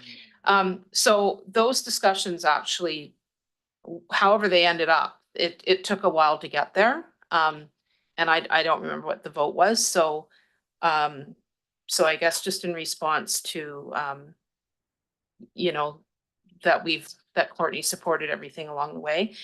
And then the last meeting discussion around combining transit with active transportation, again, there was division on that, which to me is a healthy thing, that we don't always agree on everything. So again, I would say that, you know, yeah, I don't agree with Director Arbor's comments around that. And I think, and again, Courtney's not voting as a block. I think probably people noticed that it wasn't unanimous with the Courtney directors. So I guess I'm just cautioning those kinds of comments that are, I think we're all coming here to try to make the best decisions that we can, and we're all grappling with them, and it's not easy. And tonight is one of those nights. So I think in general, you know, I agree with some of the comments that have been raised around this. I think, though, that as I said in the last conversation, I would prefer to have these kind of conversations about what this service will look like first. So I am in support of that. I'm just really encouraging as much as robust communication with everybody, not just the municipalities, but everybody impacted to get, you know, to get the best collaboration that we can get on all of this. So, yeah, I just wanted to say that, yeah, those other conversations weren't rubber stamped in any way. And there were difficult discussions with everything around active transportation, actually. So, yeah, thank you. All right, thanks very much. And I'll go to Director Kerr. Thanks. Yeah, it's interesting being a part of this conversation tonight. Again, as just one director, I came to the meeting kind of expecting with the agenda that certain discussions would go a certain way, and it seems like I'm kind of living in a twilight zone. The conversations are definitely different tonight. So I'm just wondering, and I don't quite agree with everything that has been said and insinuated, but I think there's something that's shifted, and I'm trying to understand to the best of my ability what that is.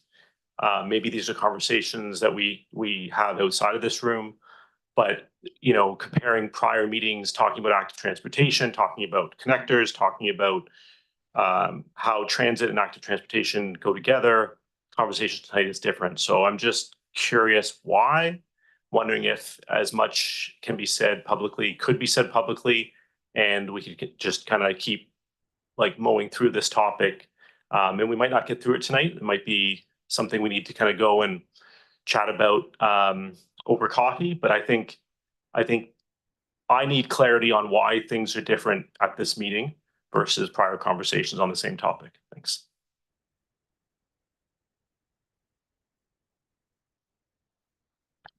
All right, Director Hillian, go ahead. Yeah, thanks, Chair. As I said in the last discussion, in the interest of transparency, we voted in support of this at the last meeting, the last time it came up. And we did that contrary to some of the feelings of our staff and some of the issues that they raised.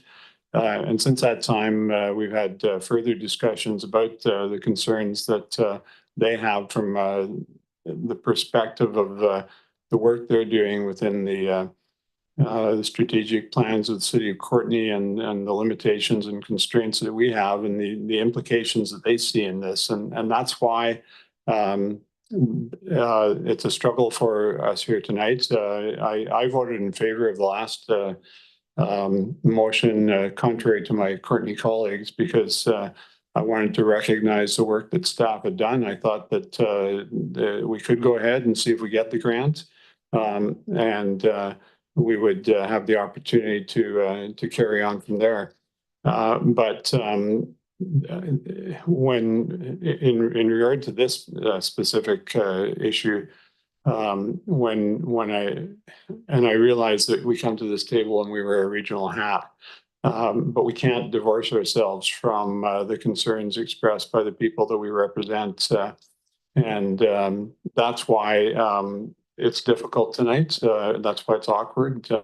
That's why we've changed the approach to dealing with this. And I would prefer that we have further opportunity for dialogue between regional district staff and municipal staff, and if that includes the electoral areas services committee as well, before moving forward with this initiative, because I think that that would provide the opportunity to get more clarity on why is this awkward?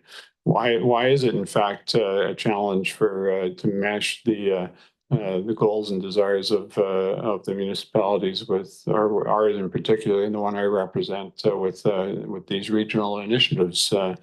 And so yeah, that's why that has changed, and that's why, in my view, why it feels awkward tonight. Thanks.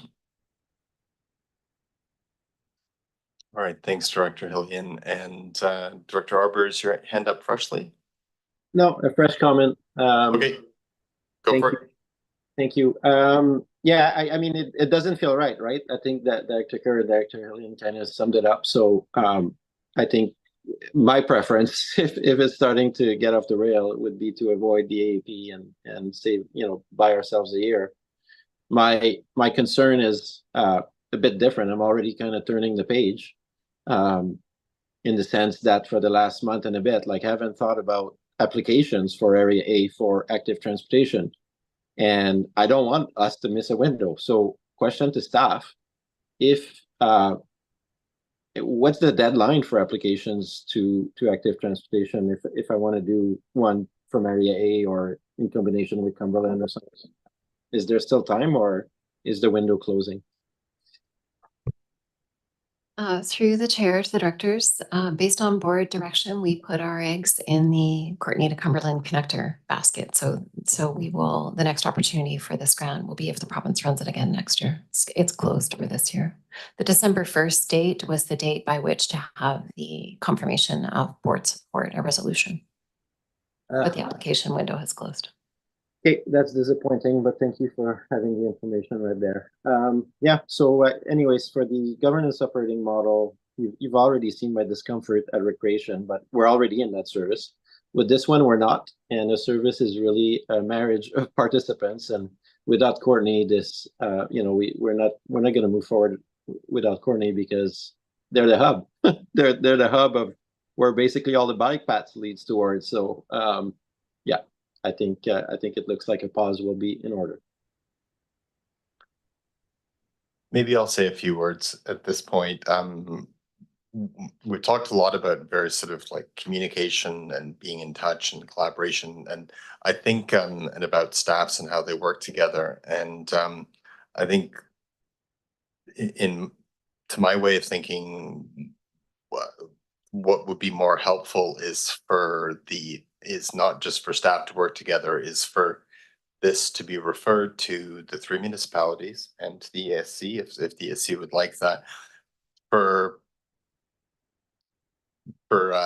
staff there to produce a report for each of those local governments on what it would entail, what they think would be a productive way forward, and then for each of those local governments, if this is going to be sort of a regional thing, endorse the plan.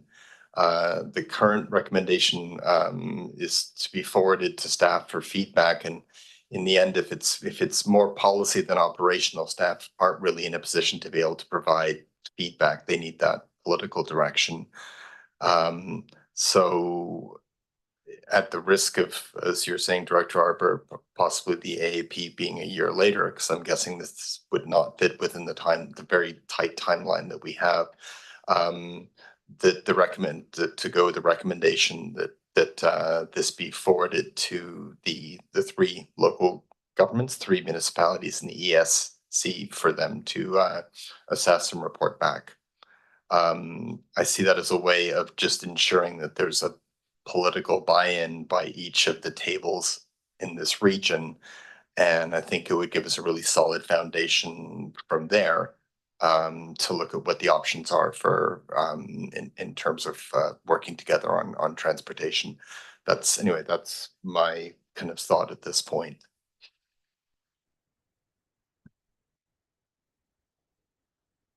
And Director Hillian, I'll go to you next. Yeah, thanks, Chair. I think that the first clause in the recommendation is still valid. It essentially accomplishes what you just proposed, and it would, if we moved ahead with that, we would have that opportunity to get that feedback from the various other bodies. We would not pass the second aspect of it because, and that would mean that we could delay the alternative approval process until we have that feedback. I think that makes sense. Maybe I might ask for clarity from staff. I'm not sure that I see the first paragraph of the recommendation as encompassing what I was suggesting. Is that the intent of it? That it be sent back to each of the council tables in the municipalities supported by staff to make a decision? So one thing I've heard through my discussions with CAOs is that importance of having the municipal staff receive direction from councils and have space in their work plans to be able to do that work, rather than a presumption that CBRD is simply taking up municipal staff time. So we tried to draft this recommendation in such a way that the framework would be forwarded to the municipalities. We are looking for that staff engagement, and it says staff feedback, but really ultimately that is based on it's based on council's direction and support. And so I think the first part of the recommendation, I think what we would be doing is sending the framework to to the municipalities. The councils then could, I suppose, I don't want to speak for the CAOs, but I suppose they could give consideration to have some sort of engagement, some sort of staff feedback provided or council feedback provided. Certainly the EASC could be included in this resolution as well if that was desired.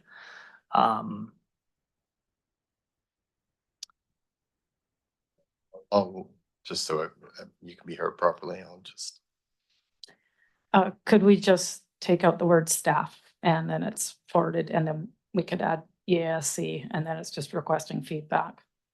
Would that be clear enough?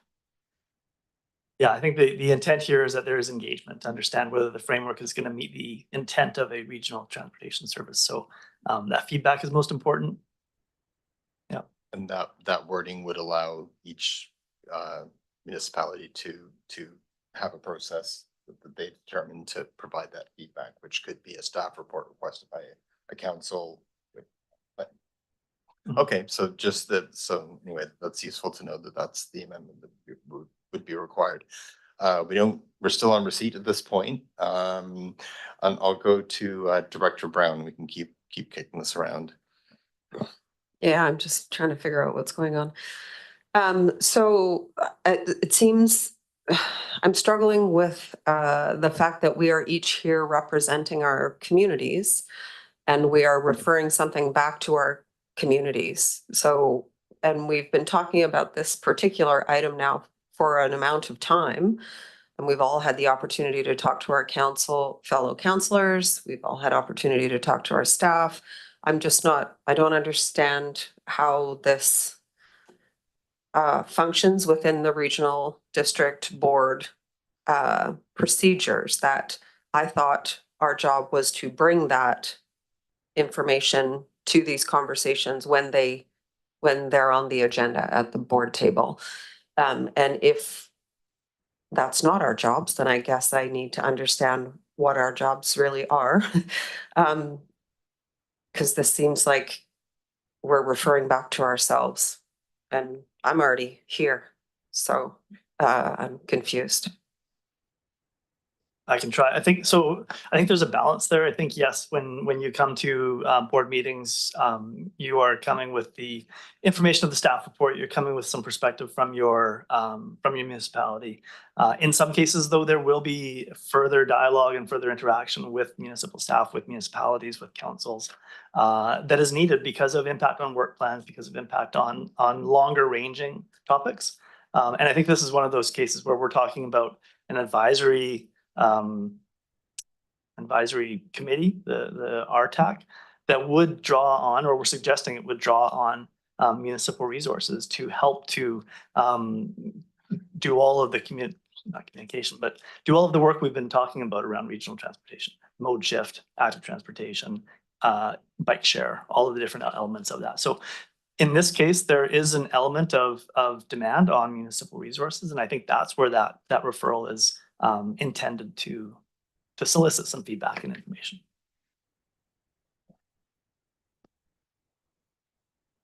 Sorry, just to follow up. Right, and in each of our communities, someone is already doing that active transportation work. And so that would lift that work or parallel with that work, which is already happening at the municipal level. So perhaps it's saving us time, perhaps it's adding a bit of time. Okay, I see it. All right, Director Kerr. Yeah, Director Brown kind of stole my thunder. We do our best to provide an update to Comox Council after these meetings, and in particular, Director Grant does an excellent job of summarizing CVRD meetings for our council, giving them the highlights. An issue like this, coming back to our council, I think it would be a bit abstract without having the full context of CVRD discussions, rec commission, water, sewer. You put it all together and you have this kind of bigger picture of the budget. And I think doing this too often to take issues back to 5 other councillors in our perspective that don't have the full picture, you can't possibly in a 15-minute conversation deal with all that has been discussed already. So again, we're here with regional hats on. We're here representing our communities, but with a regional focus. I think this is our discussion and decision to make. I don't understand. I just do not understand this process.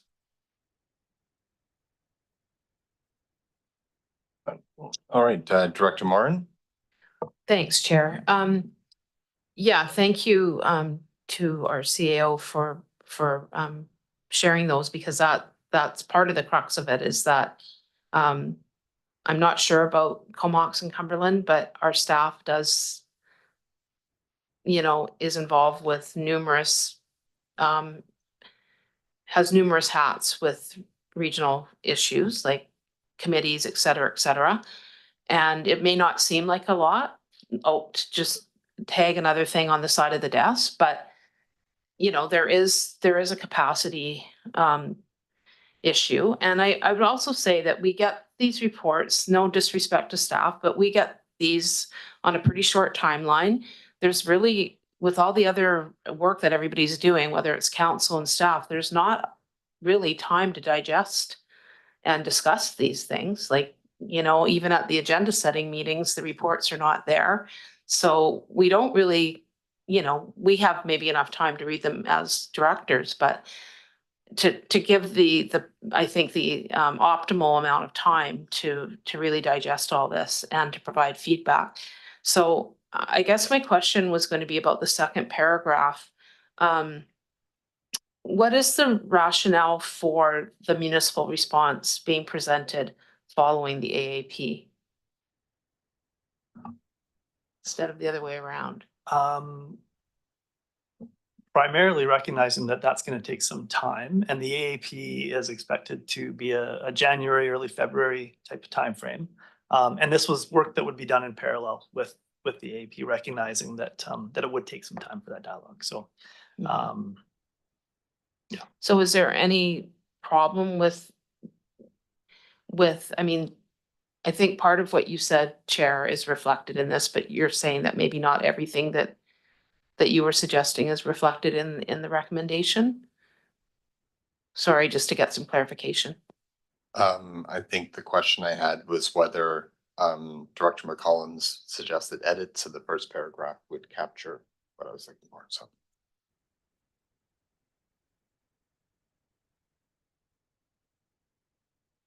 Are you finished, Director Martin? Okay, all right. Yeah, I saw that. That's why I asked. Director McCollum, go ahead. Yeah, I don't see how getting some public input from city staff is a negative in fleshing out how a transportation or a regional active transportation service would work. We're creating a new scope of work between CVRD staff and the city of Courtenay. I would assume that would hold true in the other municipalities as well. But I mean, the place for us to hear our staff's input is in a public meeting, ideally, or in a briefing note. So without requesting or directing this here to go back to the city, I just think we're making a big assumption that by creating a regional transportation service that we're not creating a complexity that isn't there right now. And the best place for that to be discussed is by taking that time and hearing from our city staff as a council. So recognizing we do have a majority here, but we can't get the same information by asking the CVRD about municipal transportation services in that interface. We heard in the last discussion that basically the project that we're discussing, it's in the boundary of Cumberland, but not in the city of Courtenay because it doesn't interface well with what our existing plans are. So that's like an immediate complexity that has come out of project number one.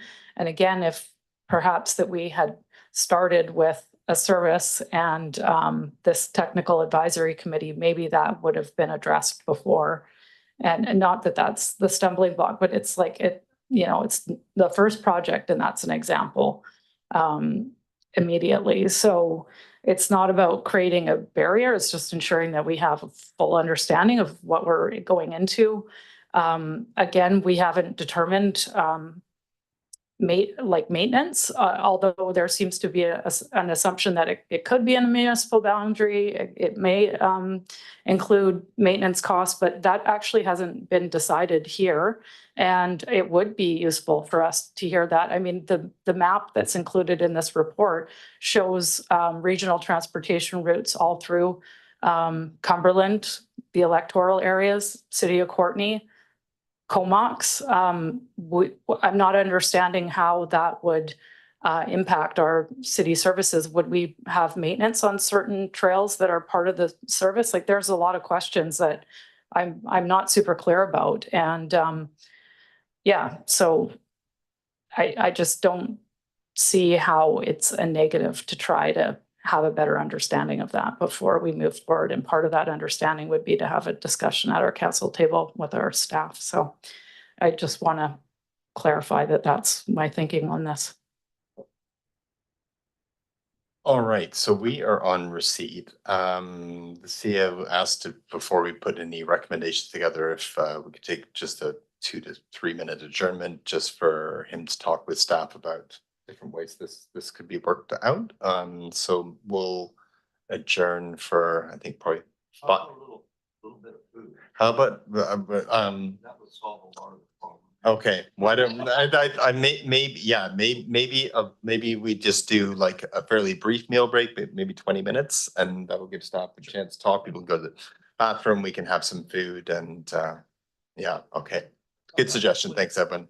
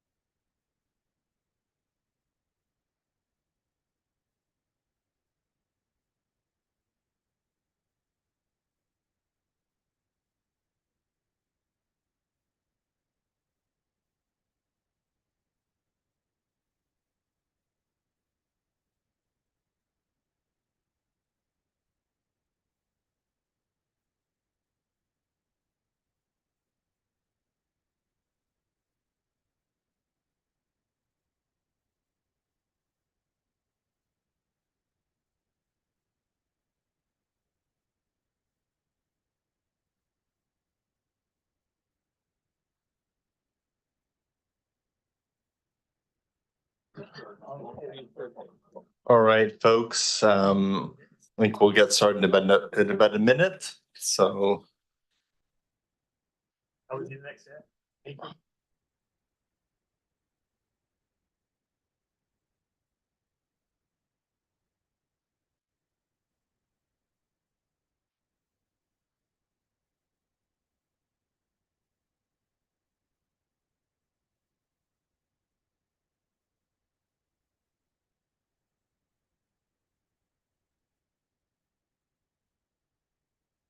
All right, good to have everyone back. Director Arbery, you're back as well. Great. So we were on receipt. So maybe we'll just dispense with receipt at this point. Anyone opposed to receipt? And I'm going to ask our CAO, who he worked with staff. Thank you. Thank you, CAO. Thank you, staff, to come up with some possible options. And I'm going to ask him just to Well, don't take present this those yet. if you could. We'll see how the options are presented and how they land, but yeah, so I did connect with staff. So understanding the discussion that was had, and I thank the board for the discussion. It's incredibly important that that these different perspectives are brought out and put on the table. But we did give some consideration to some options here in front of the board, and I'll try to lay them out as succinctly as possible. So really the first option is to defer this matter to December 10th, and the rationale behind that would be that on December 10th, as previously noted at the board meeting, we'll be having a report on the AAP logistics. There was some consideration around proceeding with an AAP for the regional transportation service, and if that doesn't occur, then this referral, this framework may not be applicable at that time. It may be moot. So deferring this matter to December 10th after the AAP logistics report would be option one. Option two would be, as discussed, just adopting the first part of the recommendation and changing or removing the word staff. So as just requesting feedback. You could give consideration to including the EASC in that list of recipients. And if the board passed that as option two, then staff would forward the framework to the municipalities and the EASC looking for feedback.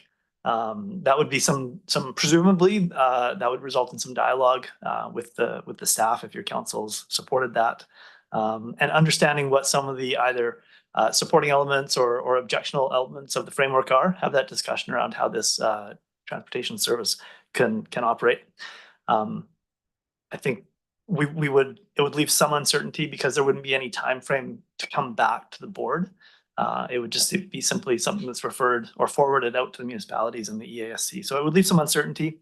And as well, the AAP coming forward, the logistics coming forward December 10th will be another decision point for their board. So option two, you could adopt just the first part of the recommendation, but that would the consequences are such that it would be some uncertainty around the AP. Third option is the recommendation that is on the agenda there. And again, we can, you suggested removing the word staff from the first part of the clause. That's certainly fine if that's the board's interest. Add in the EASC if that's your interest. I think what the genesis behind this recommendation is that we are looking for that municipal feedback on the framework. We're also recognizing that there is an AAP being planned for. And by including the last part of the recommendation there, we would be then seeking that municipal response to the framework, as well as the results of the AAP. And it would be a decision point there for the board on with that body of information, presuming the AAP receives a letter of approval, would the board want to adopt the service amendment at that time? You'd have the benefit of the municipal feedback. You'd have the benefit of the results of the AAP. And that would be a decision point at that moment. I think that was the rationale for the recommendation in full when we presented it in the staff report, is that we are looking to provide you the opportunity to gather that information about what this service, how this service can operate and how it can be built upon municipal input and electoral area services committee input as well. So there was thoughtful structure to the recommendation. That is how we presented it. Certainly, this is up to the board. It's the couple of meetings now that this has been a major major topic of discussion, and there's clearly some, it's not unanimous how this would proceed. So very worthy of this consideration. And I think that's where staff got to in terms of the options 1, 2, and 3. So I can summarize again if you want, or would that be helpful just to quickly summarize? Okay, option 1 is to defer to December 10th after the AAP report is presented. The logistics report. Option 2 is to just adopt the first part of this recommendation with the removal of the word staff and adding EASC. Option 3 is to adopt the recommendation in full with the change to staff and adding EASC, if you'd like. All right, well, thanks, James, and again, thanks staff for laying out those options. Let's open up the floor and we can talk through what's a really good solution here. Director Hillian. Thanks, Chair, and thanks to staff. You know, part of the challenge that I feel in you know, taking these initiatives and voting the way that I may in this situation is that I have great respect and admiration for the staff of the regional district, and I know how hard they've worked, and I know that when we give direction, we indicate support for a direction, and then we pull back that support. It feels like having the rug pulled out from under your feet, and I apologize for that. Unfortunately, I find myself as I believe my colleagues do, in the unenviable role of trying to serve two masters. I know that's a bad metaphor, but I think it illustrates the challenge that we have in trying to mesh the different governance structures that we have in the valley. And you know, fortunately, it hasn't been an issue too many times in this term, but I appreciate that it is tonight. So I would actually be in favor of deferring this to the that January meeting, December. Yeah, if it was determined not to go ahead with the alternate approval process on this service, what I'm wondering is if there would still be the opportunity to move and pass the first part of the recommendation regarding the referral to the municipalities and the EASC for feedback. I guess I would wonder how that would assist then the transit service. We have a transit management advisory committee to support the transit service. This framework is really envisioned around the proposed amended regional transportation service. So I would be curious on how a referral without a proposed regional transportation service would be advantageous. I guess what I'm assuming is that if there was an opportunity for the type of dialogue that we're envisioning, that you know, we wouldn't get that response back from our staff by that December meeting, and you know, there would be. I mean, I don't know that we're. I certainly don't want to reject this entire concept.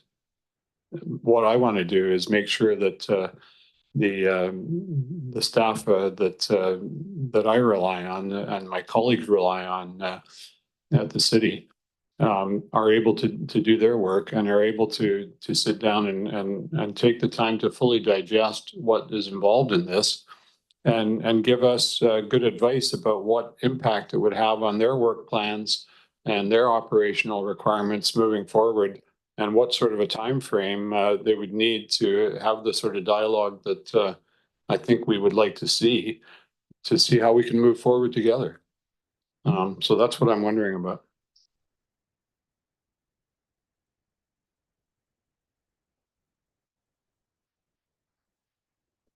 I think I'm just trying to think how to again, if we're imagining a regional transportation service, then this framework is intended to support that service.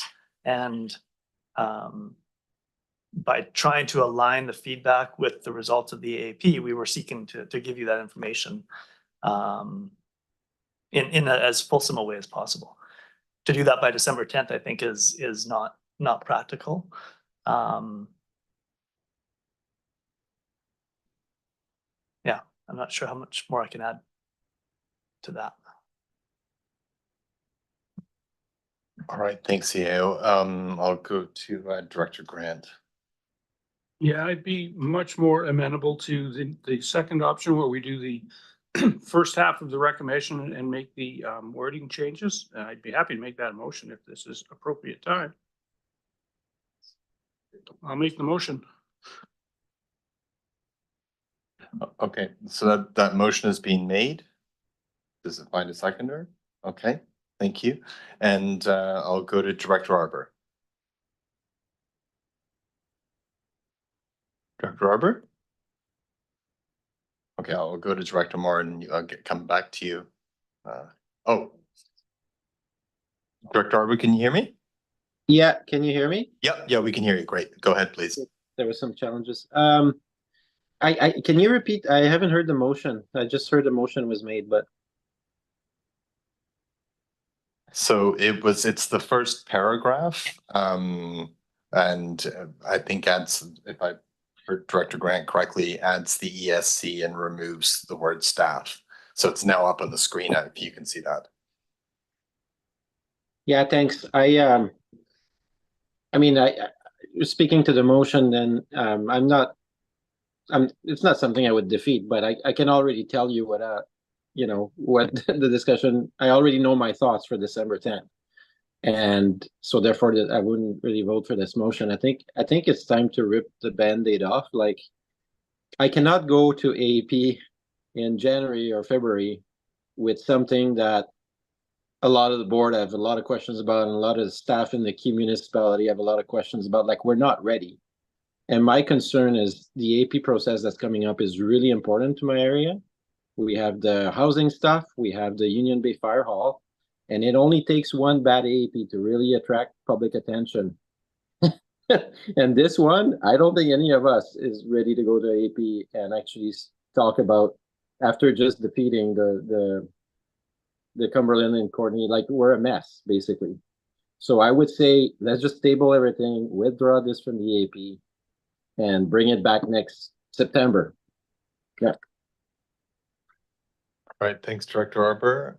There's a light on over there, Director Martin. Oh.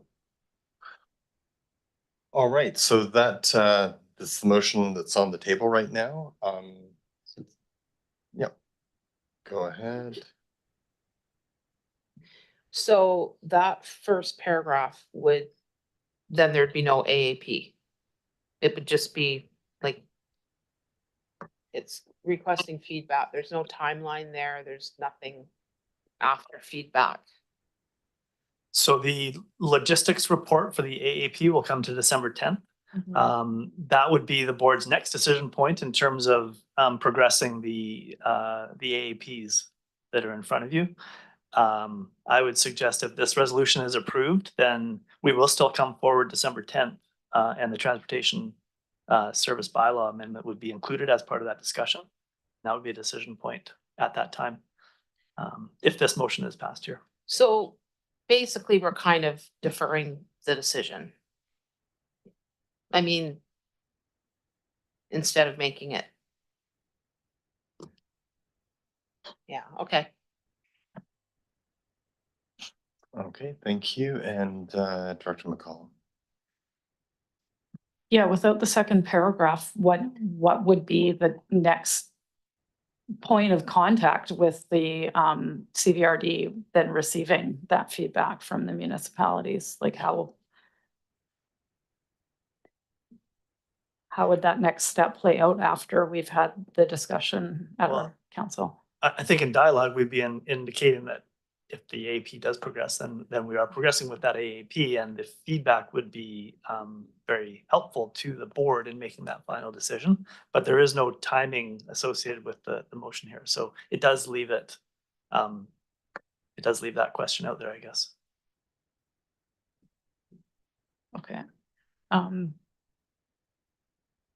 Yeah, I guess maybe the important part is that we have those discussions, and maybe the getting the summary report is not as critical, because we can take that information back to the table in a less formal way when we advance or not advance with the AAP steps.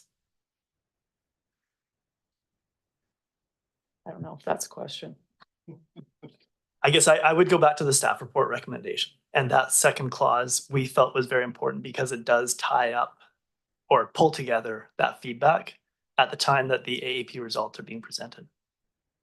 But I do recognize there's a lot of uncertainty here at the board table, and so that decision around the AAP logistics, December 10th, will be very instructive. All right. Thank you, and I'll go to Director Hillian. Thanks, Chair. I just want to clarify what I think the CAO is saying. The AAP resolution and report will come forward in December. And there's a number of proposed items there, but we don't necessarily have to include them all. We could amend that at that time. Correct. Yeah, and that's basically what I was referring to earlier when I said that my view is that we don't go forward with an AAP on this right now, and we could make that decision at the next meeting for the basic reasons that Director Arbour articulated, but that we do in fact ask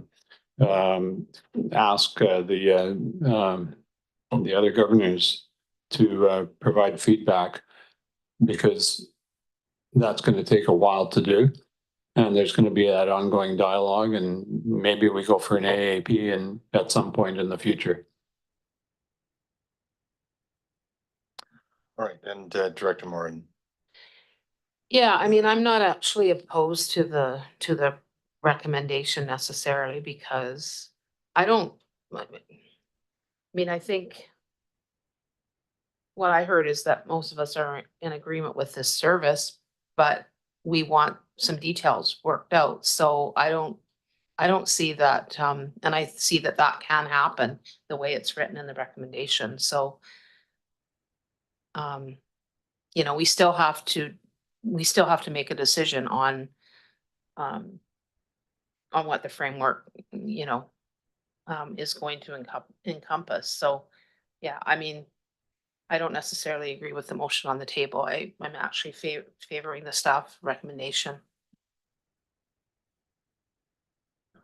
All right, I think I'm going to call the question. I don't see any more comments unless I'm missing them. So that's the motion on the screen.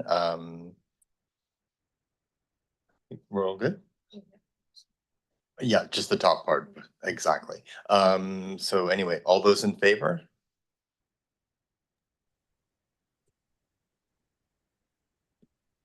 Okay, and that's. And Director Arbour, are you Opposed. You're opposed? Okay, and all those opposed?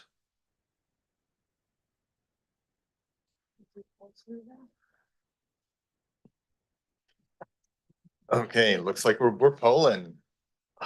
Okay, so Director Arbour, that was opposed. Director Hardy, you're in favor? Okay. Director Grieve? All right, Director Grant? In favor. Okay. Director Kerr? I'm also opposed. Director Hillian? In favor. Director McCollum? Director Morin? And Director Brown? No idea. So maybe I'll abstain. Is that an option? No.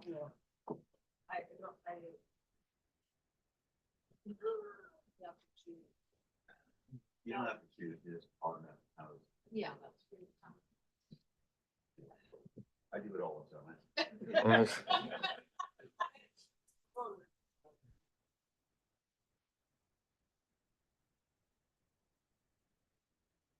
So Lisa says 18 in favor, 33 opposed. So that.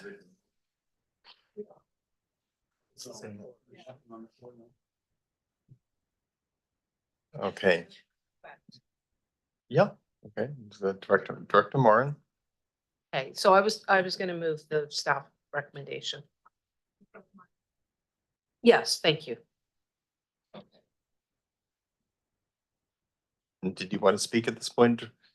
Okay, so we now have the staff recommendation with those changes. The changes you saw in the previous one, including the EASC and removing the word staff. And Director Moran, you want to speak to that?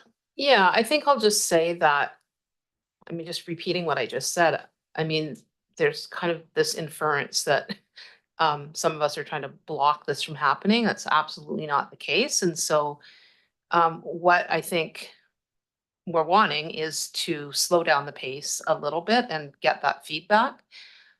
So anyway, that's why I think this recommendation is still workable. Thanks. Okay. All right, seeing no other comments, yeah, if you could put it up, please, Lisa, that would be great.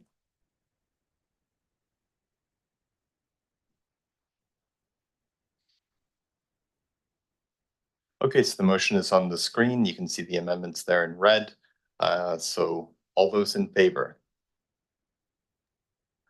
So that's McCollum, Kerr, Grieve, Moran, and myself. I'm sorry, what? Oh, Director Brown. Thank you. No, that's it. We're all tired. Thank you, Director Brown. And Director Arbor, you are opposed, I assume? Yes. Okay. So it's half and half, because why wouldn't it be? Okay. Okay. So just gonna go through the list. Director Arbor, you were opposed? Yes. Okay, Director Hardy, can you remind me? You were opposed? Okay. I'm in favor. Okay, in favor, thank you. If you just tell me. And Director Grieve, you're in favor, I remember. Director Grant. Okay, Director Kerr. Okay, I am also in favor. Director Hillian. Okay, Director McCollum, Director Moran, Director Brown. That sounded really kind of like we're coming together on something. So that's 40 in favor, 11 opposed. 40 in favor, 11 opposed. You feeling? I'm feeling it. Okay. All right, so now the unlikely to generate any controversy at all, the corporate emissions plan updates. Let's just dig right into that. CAO. And actually, I just wanted to say before staff leave, I just wanted to say, echo, I think what Director Hillian said, which is sometimes our thinking changes, and I can only imagine how difficult that will be when you put work into it and you see a board changing their mind or approaching a new direction. So I thank you for the work, and I can see from your faces it's been a difficult experience. So I'm just sorry that's I'm just sorry. Okay, so I'll just leave it there. Thank you. All right, and next we'll get to the SEEP. Thank you. Second, someone? Thank you. Thanks, Mr. Chair. Michael Barnard, our Corporate Climate Response Coordinator, will be introducing this report and supported by Michael Zabarski and others on staff as needed. So Michael, over to you. Thanks. Through the CAO and chair to the board, this presentation is the second of 2 annual updates to report on CBRD's progress on its corporate energy and emissions plan. At our update to the board last spring and subsequent meetings, we heard some feedback around making sure we're prioritizing our investments to ensure that we're taking advantage of the best decarbonization opportunities available to us. And since then, we've continued working to gather information on the cost and benefit of various initiatives. And while that work takes time, we have begun to prioritize projects with the information that we currently have based on mainly existing equipment replacement schedules, particularly at the recreation centers, as well as getting the greatest emissions reduction benefit in order to ensure that we achieve the targets established in the corporate energy and emissions plan. Son. Okay. Oh, it's not supposed to show all that stuff. Dang. Oh, well. So while it was supposed to all pop up a little bit at a time, so. Secret here. No, it wasn't that you weren't supposed to see it at all. Yeah, Well, Elise can do it through PowerPoint. it Yeah, doesn't really matter. She's that gonna make the much. magic happen. It's gonna be exciting. Okay. All right. Whoa, look, where did that information go? Yeah. Yes. Okay. Nice. Thank you, Nice, Lisa. eh? All right. Feel like we're gonna stop using that. So while we'll continue to refine things as more information is gathered, at this stage, we've begun to try and forecast our corporate emissions into the future, incorporating capital projects and their anticipated impact on the greenhouse gas emissions profile, sort of as we go. So this graph illustrates that forecast with CBRD emissions shown in the sort of bottom bar, big bar in teal, going down over time. The light gray, basically everything other than that bar represents reductions in our emissions profile over time. So the gray section is our cumulative natural gas reductions over time. The blue section at the top is our cumulative gasoline reductions. Below that in purple is diesel. The little sliver of orange near the bottom is reductions in electricity because the emissions for that just aren't that big. And then the light teal is emissions we'll still be producing, but we'll be neutralizing or offsetting through biological carbon sequestration or carbon offsets or whatever we choose to do. So any forecast into the future involves making assumptions, and this graph will be refined over time as new information is collected and things sort of continue to develop. Current assumptions include a relatively stable electrical grid emissions intensity, the future development of technologies to decarbonize heavy duty equipment and fleet vehicles, future decrease in battery storage costs, and minimal fossil fuel assets being accumulated as we decarbonize our existing assets. And of course, it's important to remember that, you know, the further out the forecast gets, the more uncertainty exists.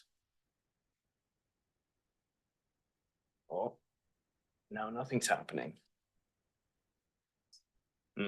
Oh, Lisa's. Oh, okay. So the CBRD's 2030 emissions target is shown here in red. And as you can see, we're hoping to achieve that target with a small amount of buffer, both in terms of timeline and in terms of emissions. Next. No. Oh, I can do it now? Oh, nice. Okay, the graphic is divided into 3 different phases, which line up with the emissions target years in the corporate energy and emissions plan. The first phase takes place from now until 2030 and largely involves planning and policy development, as well as some major infrastructure upgrades at the rec centers. So policy development will be crucial in this phase to ensure that the CBRD doesn't accumulate additional emissions producing assets as we decarbonize our existing assets. And I'll go over a few of the policies we're looking at creating or updating shortly. The other non-asset related work taking place throughout the first phase is capital planning and preparation work. And as mentioned, we really want to ensure that we're achieving board direction in the most efficient way possible, which requires significant engineering work to be completed. So we've been applying for funding for engineering, and that takes some time, but we're having success and have secured some funding for some of that work this year. I'm going too fast. Decarbonization at the rec centers accounts for the majority of the emissions reductions over the next several years. That's kind of represented by the steep decline in our emissions between 2026 and 2028. And that work will be included in the upcoming capital plan. And then other reductions in this first phase are largely from electrification of light duty fleet vehicles, which are expected to be fully electrified by 2030. Charging infrastructure has been installed at most of our facilities at this point. We have 33 EV chargers installed, which should accommodate the new EVs we purchase over the next several years. We replaced six internal combustion vehicles this year, with electric for a total of 13, and we have 5 more planned for next year. So the second phase takes place between 2030 and 2040. During this period, it's anticipated that much of that initial planning related work will be completed or in further stages, and that we'll be in a position to remove any remaining natural gas equipment from facilities. And we also anticipate the market for electric vehicles to have developed to the point that we can electrify all medium duty fleet vehicles, such as those used by the water department. Staff are already preparing for this and are currently investigating a DC fast charger at the water treatment plant to help facilitate decarbonization of larger vehicles. So that may move up the timeline for some of that work. And then another significant investment that we may undertake through that period would be solar PV at various CBRD sites, which both helps to mitigate risks associated with rising electricity costs and also fluctuations in electrical grid emissions intensity that may occur. And some of that work also might take place prior to 2030, depending on the results of engineering analysis in the next year or so. The final phase of the plan takes place after 2040, and we sort of anticipate any remaining heavy duty fleet and equipment to be decarbonized throughout that period. Backup diesel generators at facilities and pump stations would need to be replaced with battery storage, though the costs of batteries should be significantly reduced by that point. And we're also looking at sort of investigating some of that work sooner, alongside investigation into solar PV, because they have a lot of synergies between the two. And then the CEEP also advises that any remaining emissions be offset or neutralized. One opportunity for this that staff are beginning to explore is the potential to protect and enhance areas with significant biological carbon sequestration, such as old growth forests at risk of logging or development, or carbon stored in aquifers that's at risk of being developed or disrupted.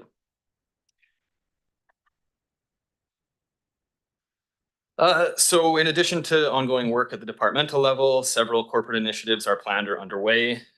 Consultant was secured to support CDRD in our ongoing communications around climate change, both at the corporate and community level.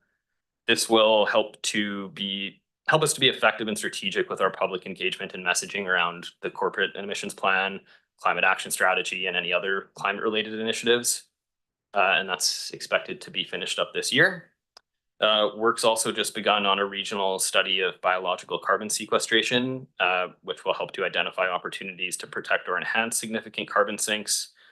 And then that'll present opportunities to offset existing emissions over the coming years, as well as any remaining emissions after 2050, while also protecting biodiversity and enhancing natural areas. And then staff have secured $120,000 in funding from BC Hydro to develop a regional district energy strategy, which will identify and prioritize the best opportunities for district energy in the Comox Valley. It will also help to identify areas where electrical grid capacity might be insufficient for building level electrification, which we know is going to be important to know, as zero carbon step code requires electrification of all of our residential housing in the future. And it'll also support the CBRD to implement district energy systems at our own facilities. And then lastly, an analysis of solar PV and battery storage is planned for next year to help us understand the economic factors associated with potential solar installations and to navigate the regulatory complexities inherent in larger systems. With the clean electricity available in BC, solar won't have a major impact on CBRD emissions relative to other opportunities, but there are other benefits to consider, including lower electricity costs, increased grid stability, and synergies between solar PV and battery storage. So as mentioned earlier, some policy updates are needed to prevent the accumulation of additional emissions and to support CBRD climate goals more broadly. The most significant is the development of a green building policy to incorporate sustainability and climate considerations in building projects and to ensure the CBRD builds modern infrastructure that will last into the future. That policy is expected to be presented at the December 10th board meeting. Some additional policies that we're looking at updating are the procurement policy to include SEEP considerations and also our land acquisition policy to do our best to avoid the procurement of assets with significant emissions implications or otherwise to budget to remove any fossil fuel equipment upon acquisition. And then the asset management policy being developed also includes greenhouse gas and climate considerations, and work will be undertaken to ensure that asset management plans align with corporate climate goals. And then just a minor correction from the report. I noticed that it said that several policies would be coming to the board on December 10th, but it will just be the green building policy. There's just a small typo there, so. Yeah, beyond the work mentioned, each department continues to work hard to support the corporate energy and emissions plan. And while there isn't time to mention all the great work that's happening, I did want to highlight how cooperative and involved many staff members are, despite having their existing work plans and priorities to contend with. Yeah, if there's any questions, I can answer them as best I can. Thanks. All right, thanks very much. Just looking around and got a couple lights on. We'll go to Director McCollum first. Yeah, thanks so much for the report. It's amazing to see a timeline outlined where we're aiming to land ahead of schedule, especially when it comes to decarbonization. So that was just really nice to see. It looks like, you know, we're forecasting some really impressive gains in 2026, 2027.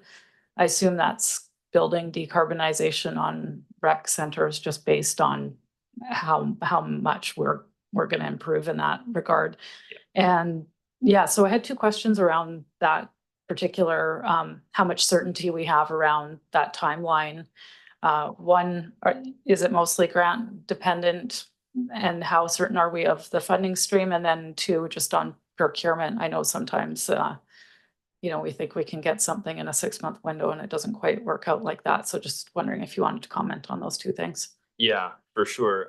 To the first, my understanding is that we're going to be including the upgrades necessary for that in the rec 10-year capital plan without assuming that we're going to be getting any grants.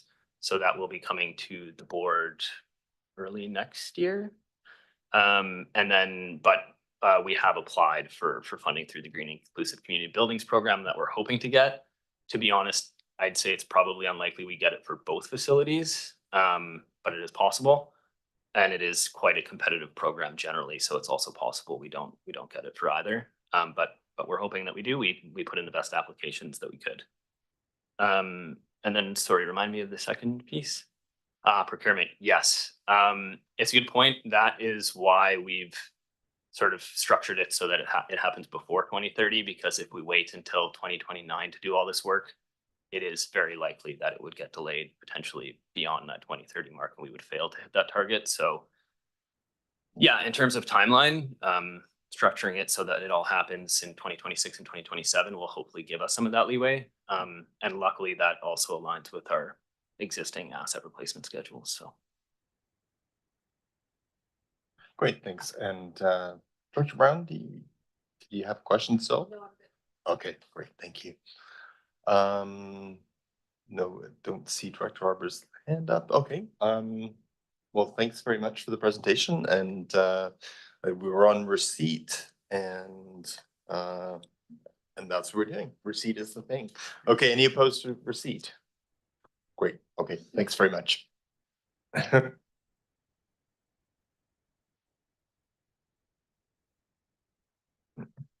Next, the Community Resiliency Investment Grant Funding 2023 update and 2025 application. Moved and seconded, and I'll pass it over to CAO. Thanks, Mr. Chair. And our Manager of Emergency Programs, Howie Siemens, will be introducing this staff report as well as the next one.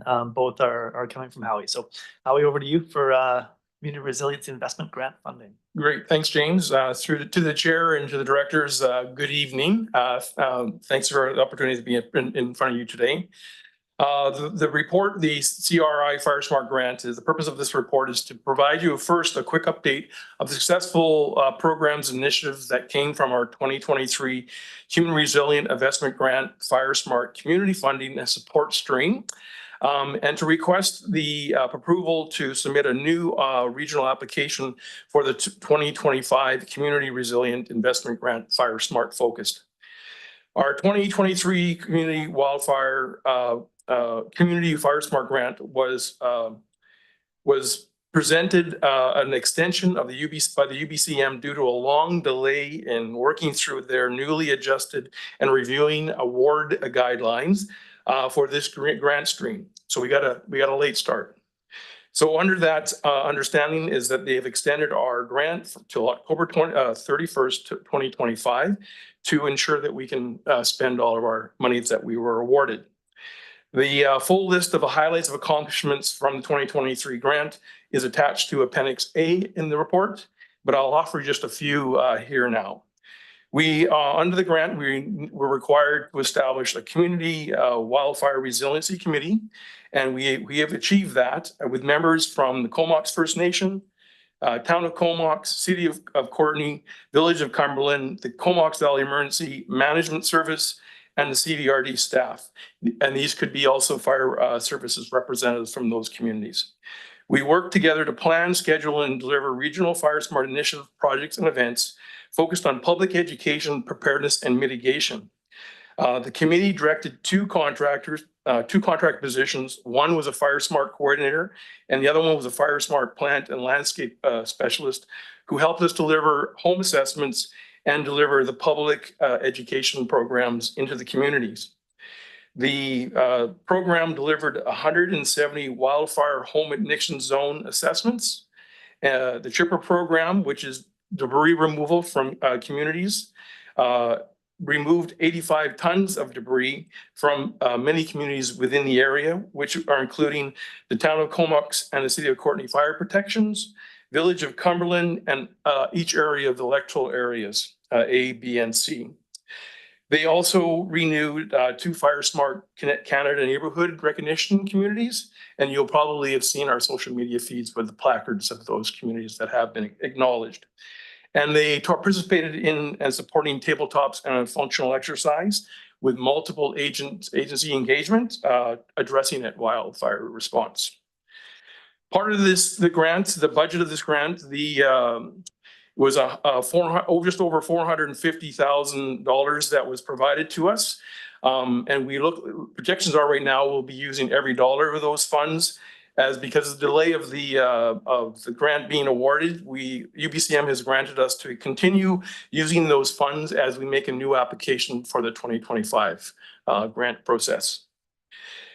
So in front of you, this also the report is, as I had said, is asking for the request to support from the board for us to submit a 2025 regional application to the Union of British Columbia Community Resilient Investment Fund for Fire Smart Initiative to continue for up to the opportunity of funding up to $2 million over 2025 and 2026.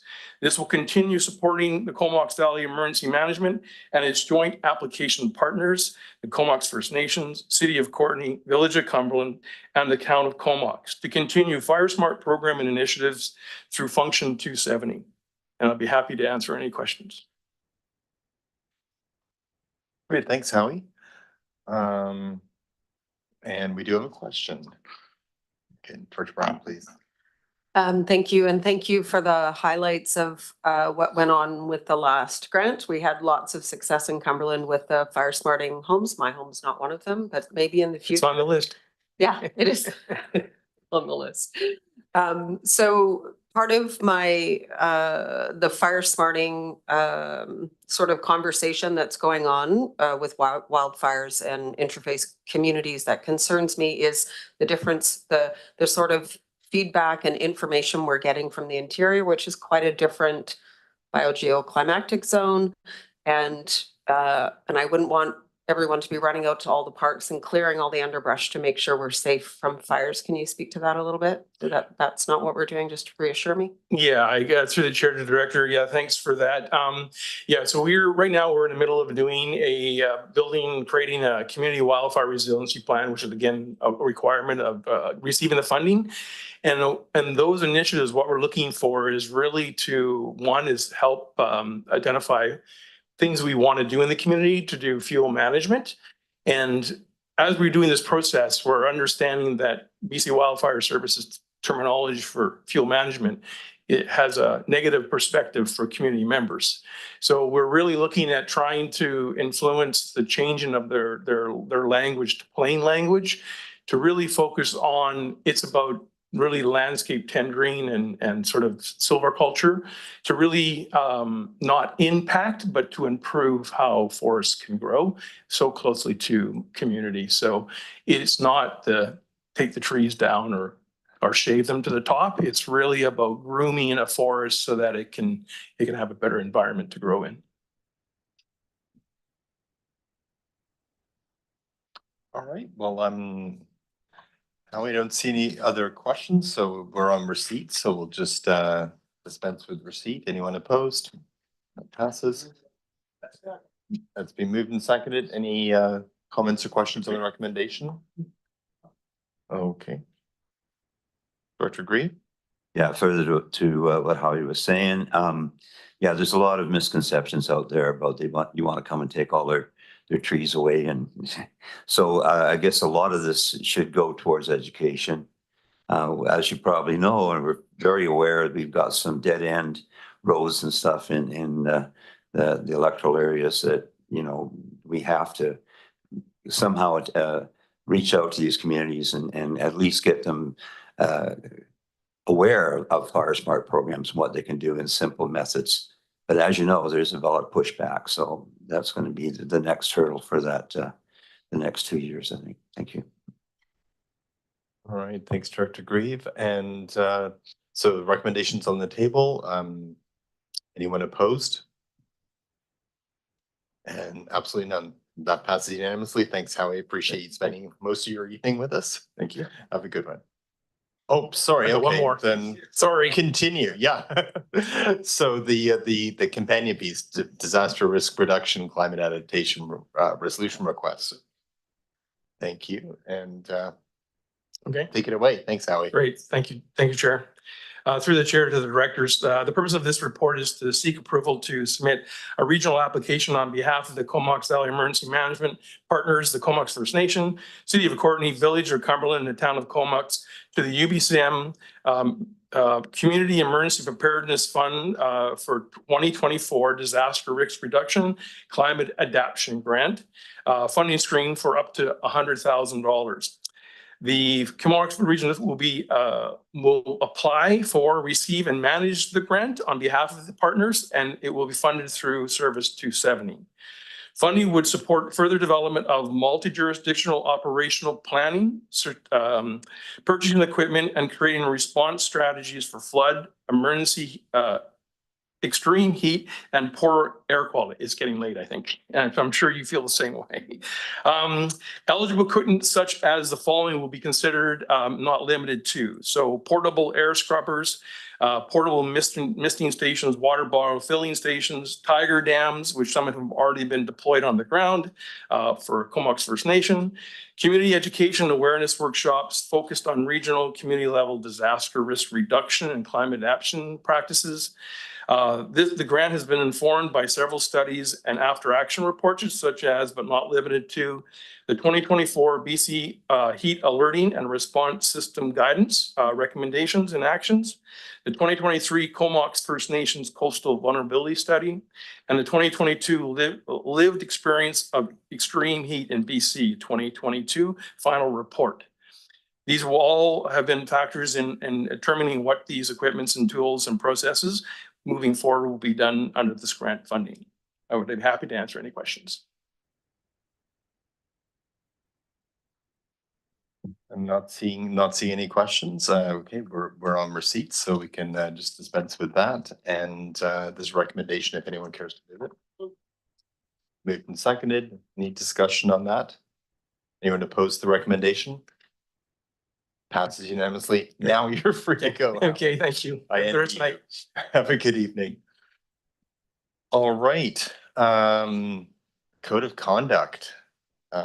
This is moved and seconded, and if you want to introduce Jake. I do, thank you. James? Yeah, thanks. Yeah, Jake Martins, General Manager of Corporate Services, will walk us through an overview of the policy. This is an annual requirement, and it was deferred from November 5th.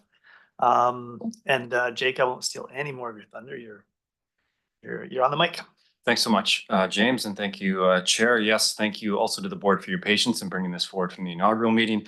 I'll be succinct, but want to at least provide a bit of an outline of the framework. And it's not coming from a place of retrospective summary of our activities, but more of wanting to ensure your familiarity and your awareness of this policy and how it functions.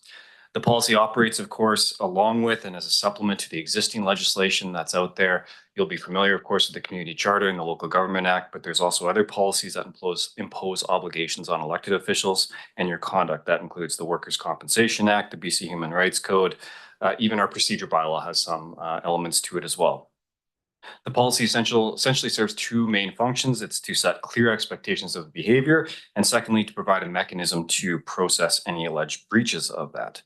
I want to reiterate what's in the policy, which is that it is not intended, one of its purposes, to stifle debate, vigorous debate and advocacy that you may undertake as part of your role as an elected official. So it's a clear tenet and one that we've heard from directors many times around wanting to ensure respectful conduct, but also not wanting to have it stifle your very clear role as an elected official. These expectations of the board conduct are outlined in part 2 of the policy, and they cover a variety of areas, including compliance with laws, conflicts of interest, conduct of meetings, interactions with staff, use of public resources, communications and media relations, gifts, and the handling of confidential information. While most of these terms are quite clear and obvious, every individual, of course, brings their own unique perspective on what behaviors constitute disrespectful or disparaging comments, things that someone may take offense to. And so directors, your diligence in continuing to be tough on issues, but soft on people is certainly encouraged, given that even subtle actions can escalate over time, erode relationships, and ultimately impair the collective decision-making process that you're so central to. Part 3 of the policy, which is quite substantial, provides for that detailed complaint and resolution process. And in summary, I can say there are generally 6 steps that I'll just highlight for you. The first, of course, is the perceived conduct breach.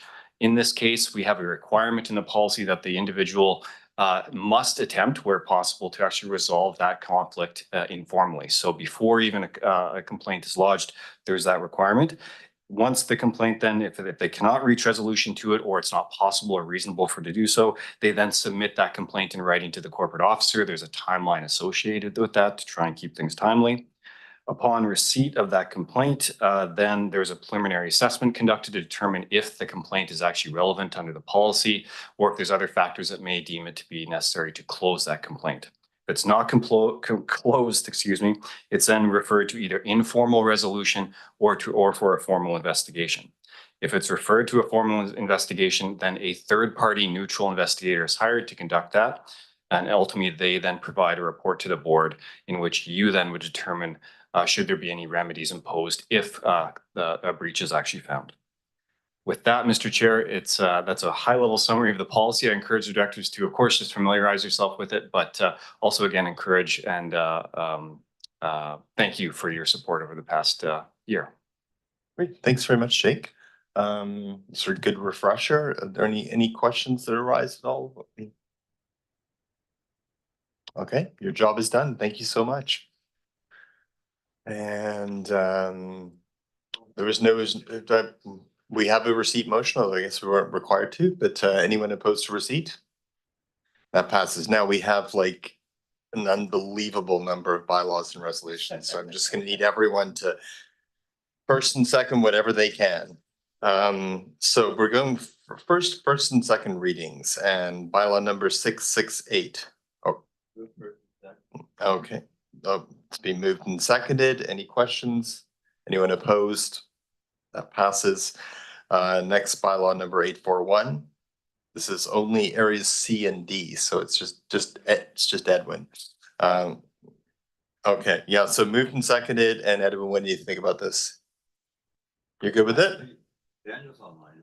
Well, it's C and D, so unless he's taken on a new role. Nope, it just says C and D. I trust Lisa on this. Yeah, okay. Just, okay, I'll take. Everybody said very much. We're happy to keep it that way. All right, so that was the rousing endorsement by Area C. Then we're on to first, second, and third readings, bylaw number 834. Okay, that's for first and second readings, being first and seconded. Anyone opposed? And now for third reading. Moved garbage, first and second. Anyone opposed to third reading? Passes. Bylaw number 840 for first and second reading. Moved and seconded. Thank you very much. Anyone opposed? Passes. And same for a third time. Anyone opposed? Passes. Bylaw number 842 for first and second. Okay, and this is just areas A, B, and C. Anyone opposed? Okay, and for third reading, also A, B, and C. Thank you. Anyone opposed? Passes. Bylaw number 843. This is also vote of the areas. Moved and seconded. Thank you very much. Anyone opposed to first and second reading? Seeing none. Third reading. Thank you. Moved and seconded. Anyone opposed? All right, number 852. Okay, first and seconded has been moved and seconded. Anyone opposed? And now for third reading. Thank you. Okay, anyone opposed? Passes. Bylaw 853 for first and second. This. Okay, and Edwin, it's all down to you again. I was saying. Okay, thanks very much.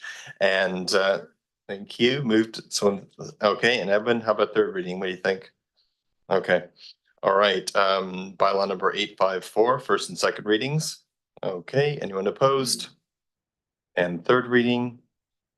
Okay, anyone opposed? 855 for first reading. Thank you. First and seconded, perfect. Anyone opposed? And now for third reading. Okay, we got some final adoption to do. Bylaw number 846 for final adoption. Anyone opposed? Great. 833 for final adoption. This is vote of the areas. Anyone opposed? Okay, and no new business, no addendums, no media questions, so we move back in camera. Yeah, Mr. Yeah, more. Okay, so stop the live stream.